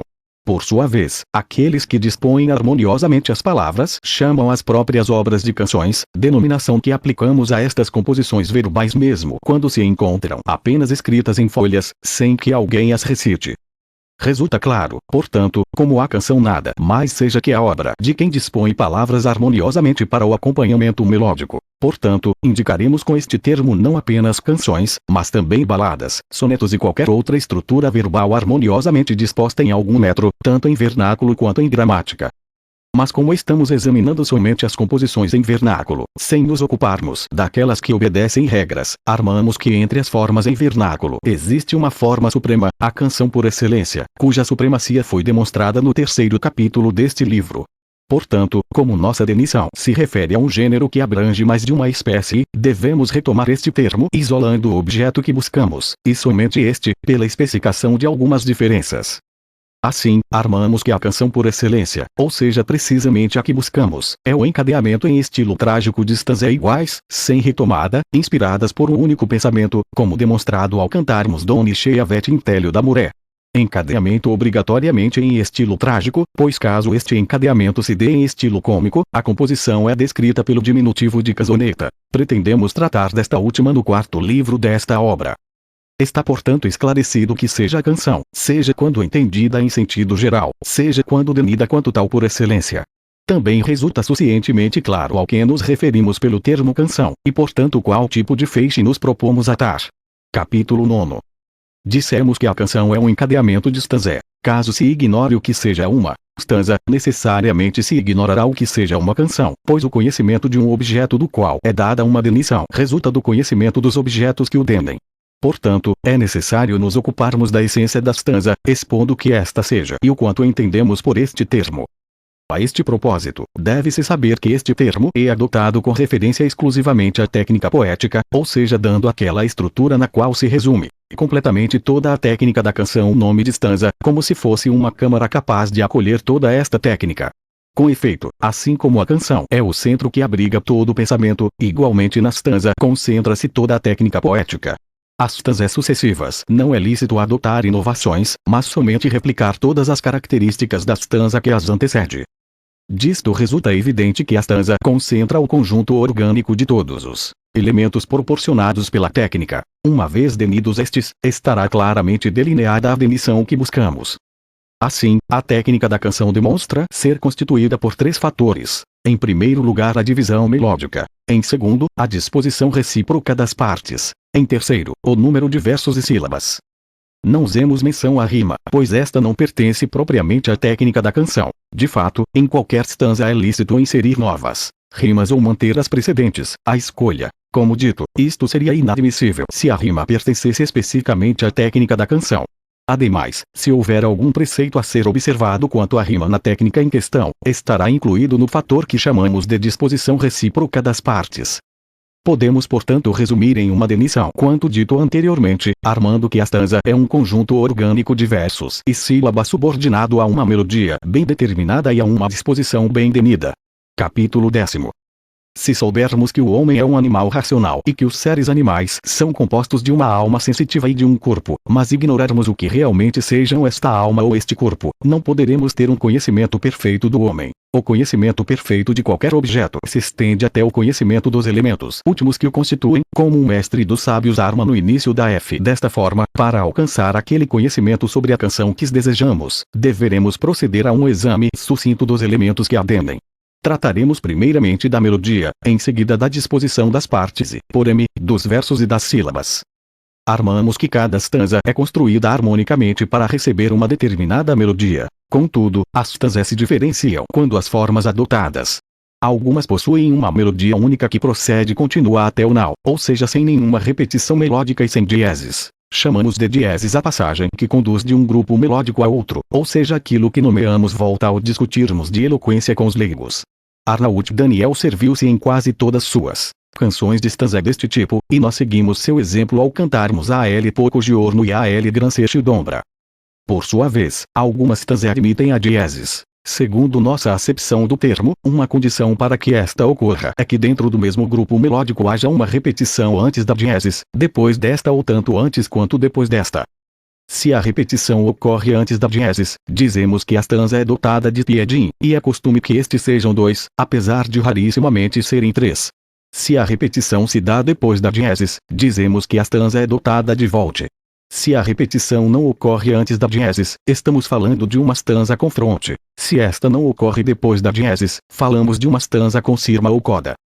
Percebas, portanto, leitor, quanta liberdade foi concedida a quem compõe canções, considerando os motivos que permitiram ao uso dotar-se de tão amplo arbítrio. Se a razão te guiar pelo caminho correto, verás que o privilégio a que nos referimos é concedido exclusivamente pelo prestígio vindo da autoridade. Anto exposto até aqui esclarece suficientemente como a arte da canção se fundamente na divisão melódica. Cabe agora proceder à disposição das partes. Capítulo 11. Aquela que chamamos de disposição nos parece ser a principal componente da técnica poética, pois de um lado consiste na divisão melódica e de outro no tecer métrico e nas relações entre as rimas. É claro, portanto, que devemos tratá-la com o máximo cuidado. Começamos por observar como a stanza apresenta aspectos diferentes quanto às relações entre a fronte e as volte, entre os piedi e a coda, ou a sirma, e, por m, entre os piedi e as volte. Em alguns casos a fronte ultrapassa, ou poderia ultrapassar, as volte em número de versos e de sílabas. Dissemos poderia ultrapassar porque, até o momento, desconhecemos qualquer exemplo nesta disposição. Em outros casos a fronte pode ultrapassar as volte em número de versos e ser ultrapassada em número de sílabas, como no caso de uma fronte de 5 versos senare e uma volta de 2 em decasilabi. Em outros casos ainda, as volte ultrapassam a fronte tanto em número de sílabas quanto em número de versos, como naquela nossa canção Tragemidilamente Amor Lastiva. Neste caso havia uma fronte de 4 versos, composta por 3 em decasilabi e um cenário. Naturalmente era impossível dividi-la em piedin, pois o número de versos e sílabas em cada pied, como em cada volta, deve ser constante. Estas observações relativas à fronte podem ser repetidas também para as volte. Estas, com efeito, poderiam ultrapassar a primeira em número de versos e serem ultrapassadas em número de sílabas, por exemplo no caso de haver 2 volte, ambas de 3 versos senare e uma fronte de 5 versos, sendo 2 em decasilabi e 3 senare. Além disto, em algumas ocasiões os piedin ultrapassam a coda em número, seja de versos que de sílabas, como naquela nossa canção Amor, Chemovito a Virtuda Cielo. Em outras ocasiões ainda, os piedis são ultrapassados em todos os aspectos pela sirma, como naquela nossa canção Dona Pietosa e de Novela Itate. Para a sirma, como no caso da fronte, existe a possibilidade que ultrapasse em número de versos e seja ultrapassada em número de sílabas, e vice-versa. Além disto, os piedi podem ultrapassar ou serem ultrapassados em quantidade pelas volte. De fato, em uma stanza podemos encontrar tanto 3 piedin e 2 volte quanto 3 volte e 2 piedi. Isto não significa que não possamos superar este limite. Ao contrário, podemos entrelaçar livremente tanto os piedi quanto as volte em números maiores. Aquilo que armamos anteriormente sobre as relações entre as partes pelo número de versos e sílabas é válido também na relação entre os piedi e as volte. Estes podem, da mesma maneira, ultrapassar ou serem ultrapassados. Há um fato que não podemos deixar de apontar. Nossa acepção do termo piedin é oposta àquela dos poetas que compõem em gramática, pois, como é suficientemente evidente, estes sustentam versos formados por piedin, enquanto nós piedi formados por versos. Também não se pode omitir como entre os piedi exista obrigatoriamente uma igualdade recíproca tanto em relação ao número de sílabas e de versos quanto em relação à disposição destes últimos, pois de outra maneira não seria possível a repetição da melodia. Esta norma deve ser observada também em relação às volte. Capítulo 12. Como dissemos, há também uma forma de disposição que deve ser considerada durante o entrelaçar dos versos. Cabe, portanto, desenvolvermos uma exposição a este respeito, retomando quanto anteriormente armado a respeito dos versos. Entre nós italianos, o costume confere claramente a prerrogativa da maior frequência a 3 versos, ou seja o endecasílabo, o seenário e o quinário, seguidos pelo trisílabo frente aos demais, como já indicado. Entre esses versos mais frequentes, quanto à composição em estilo trágico, é indubitavelmente o endecasílabo que por sua excelência merece prevalecer sobre os demais no tecer poético. Com efeito, há um tipo de estrofe que se vangloria de ser construída unicamente por endecasílabi, como naquela famosa canção de Guido di Firenze Dona mi prega per il voglio ire, ou também em Nossa Dona e Chavete Intélio da Muré. Um costume que foi adotado também pelos hispânicos, nome pelo qual indicamos todos aqueles que compuseram poesia no vernáculo doc. Veja-se a Emeric de Belenoi con uso non pot complir abreciamen. Existe um outro tipo de estrofe, na qual encontra-se um único seenário, o qual não pode ocorrer sem que haja uma fronte ou uma coda. Anal, como dissemos, quanto aos piedi e às volte exige-se a manutenção da igualdade existente entre versos e sílabas. Pelo mesmo motivo também não pode haver um número ímpar de versos se não houver uma fronte ou uma coda. Havendo estas duas, é lícito empregar o número par ou ímpar de versos, à escolha. Além disto, da mesma forma como existem estrofes que contêm um único seenário, é evidente como possa haver outras que apresentem 2, 3, 4 ou 5 seenários, desde que no estilo trágico o endecasílabo prevaleça e inicie as estrofes.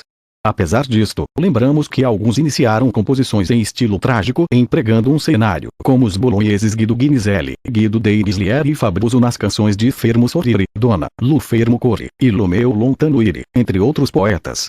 Contudo, se explorarmos minuciosamente o sentimento que fundamenta as composições lembradas, verificaremos claramente que tais poesias trágicas apresentavam algumas nuances elegíacas. É porém impossível fazer tal concessão ao quinário. Em uma composição de estilo elevado é suficiente incluir um único verso deste tipo para cada estrofe, ou ao máximo 2 nos piedi. Dizemos piedi por via das rígidas exigências melódicas para estes últimos e para as volte. Além disto, é evidente como o trissílabo não possa absolutamente ser acolhido no estilo trágico como verso autônomo. Verso autônomo porque no uso efetivo ele é frequentemente adotado em uma certa prática de rimas repetidas, como encontramos na famosa canção de Guido Fiorentino Dona mi prega ou em Nossa Poesia Chamor del tuo malaciato.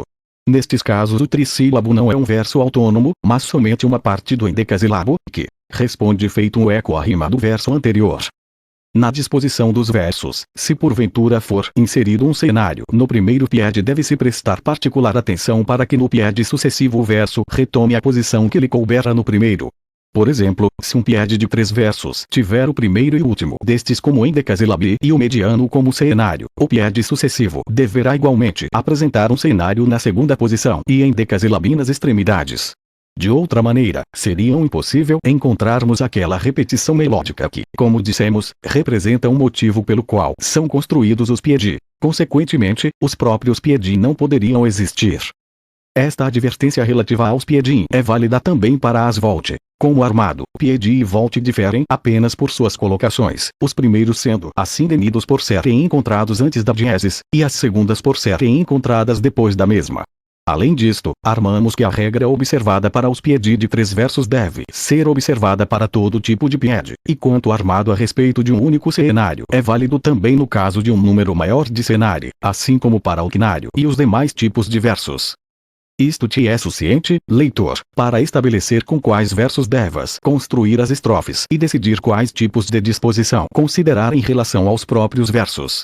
Capítulo 13. Dediquemo-nos também ao estudo das relações existentes entre as rimas, mas sem tratar destas por enquanto. Para uma discussão específica sobre o assunto, aguardemos até nos ocuparmos da poesia em estilo mediano. Iniciando este capítulo, é oportuno discutir algumas situações particulares. A primeira é a estrofe não rimada, na qual não se observa nenhuma disposição de rimas. Arnaut Daniel valeu-se com muitíssima frequência de estrofes deste tipo, como em Zenfós Amor de Oi Donar, e nós também quando cantamos a L pouco goi, ano. Outro caso é aquele da estrofe na qual os versos repetem sem alterações a mesma rima, para o qual é claramente supérfluo investigar a disposição. Resta-nos, portanto, a tarefa de investigar as rimas variadas. E por primeiro deve-se observar que, quanto a este aspecto, praticamente todos se valem da mais ampla liberdade, sendo este o meio principal pelo qual se busca alcançar a doçura da harmonia complexiva. Com efeito, há alguns poetas que nem sempre rimam todos os nais dos versos dentro de uma mesma estrofe, mas as retomam em estrofes diferentes. É o caso do Mantovano Goto, que nos fez conhecer oralmente muitas de suas notáveis canções. Sua prática era sempre inserir na estrofe um verso não acompanhado, que ele chamava de chiave. Este artifício, que é lícito para um único verso, é válido também para dois e, talvez, para mais versos. Outros, e constituem quase a totalidade dos autores de canções, não deixam nas estrofes nenhum verso desacompanhado, acordando uma ou mais rimas a cada um destes. Alguns poetas têm o cuidado para que as rimas dos versos, após a diese, sejam diferentes daquelas dos versos que a seguem. Outros não, transportando e inserido nos versos sucessivos as terminações da parte anterior da estrofe. Esta prática é costumeira principalmente na terminação do primeiro verso do bloco nau, que a maioria faz rimar com o último dos versos iniciais. Um procedimento que é claramente uma bela forma de concatenação ao interno de uma mesma estrofe. Quanto à disposição das rimas, é oportuno que seja concedida toda a liberdade desejada às que se encontram na fronte ou na coda. De qualquer forma, o modo mais belo de dispor as terminações dos últimos versos é quando são silenciados rimando entre si. Quanto aos piedim, ao contrário, é necessária cautela, pois em relação a estes observamos a existência de certos costumes de disposição. Estabelecendo a distinção necessária, verificamos como um piede possa ser construído em número par ou ímpar de versos, e como em ambos os casos a terminação possa ser acompanhada ou não por rima. Sobre este ponto, não deve haver dúvidas a respeito dos piedi com um número par de versos. Se houver dúvidas quanto ao outro tipo, lembramos quanto dito no penúltimo capítulo a respeito do trisílabo. Este, parte constituinte do endecasílabo, responde em forma de eco. Ademais, no caso do primeiro piede apresentar uma terminação que não seja rimada, é absolutamente necessário repeti-la no segundo. Se, ao contrário, cada terminação do primeiro piede encontrar no próprio seu acompanhamento em rima, no seguinte é lícito tanto retomar quanto renovar as rimas em todo ou em parte, como se preferir, desde que a ordem das rimas anteriores seja conservada integralmente. Tomando-se como exemplo o piedi de 3 versos, se no primeiro piede as terminações dos versos extremos, ou seja o primeiro e último, rimarem entre si, convirá que o façam também as terminações das extremidades do segundo piede, e da forma como se apresente a terminação do verso mediano do primeiro piede, ou seja acompanhada ou não, assim deverá ser construída no segundo piede, a mesma regra sendo respeitada nos demais piedi. Também para as volte esta regra é quase sempre observada. Dissemos quase porque em alguns casos, devido ao encadeamento realizado anteriormente e a combinação entre as terminações dos últimos versos, este princípio não é respeitado. Porém, parece-nos oportuno acrescentar a este capítulo algumas advertências sobre os procedimentos a serem evitados no tocante às rimas, pois não pretendemos tratar ulteriormente deste assunto no presente livro. São 3 as práticas na colocação das rimas cujo emprego não convém ao poeta cortês. O primeiro é a repetição excessiva de uma mesma rima, desde que esta não constitua a concretização de alguma técnica nova e nunca praticada, na qual o poeta se porta como o cavaleiro no dia da investidura, exigindo-lhes algum privilégio especial. Em verdade, foi o que tentamos em Nosso Amor, tu vedi beniche que esta dona. O segundo procedimento a evitar é justamente o uso de rimas equivocadas, que terminam por sempre tomar algo do pensamento. O terceiro refere-se ao emprego de rimas ásperas quando sua qualidade não é misturada à de rimas doces. Com efeito, é a mistura de rimas doces e ásperas a dar esplendor à poesia em estilo trágico. Isto tudo é suficiente quanto à técnica da canção no referente à disposição. Capítulo 14. Visto já termos tratado suficientemente de 2 aspectos da técnica da canção, cabe-nos agora passar ao terceiro, ou seja o número de versos e de sílabas. Antes de mais nada, convém tecer algumas observações sobre a estrofe em sua totalidade, para em seguida nos ocuparmos de suas partes. Em primeiro lugar, é importante distinguir entre os argumentos que se oferecem como matéria para o canto, porque alguns parecem aprovar um determinado comprimento de estrofe e outros não. Com efeito, dado que os argumentos de nossos poemas são cantados seja em maneira favorável que desfavorável, acontece de às vezes cantarmos persuadindo e outras dissuadindo, às vezes felicitando e outras ironizando, às vezes louvando e outras desprezando. Em virtude disto, as palavras referentes a argumentos negativos deverão ser sempre precipitadas à conclusão, enquanto as outras devem alcançá-la gradualmente com o comprimento que convém.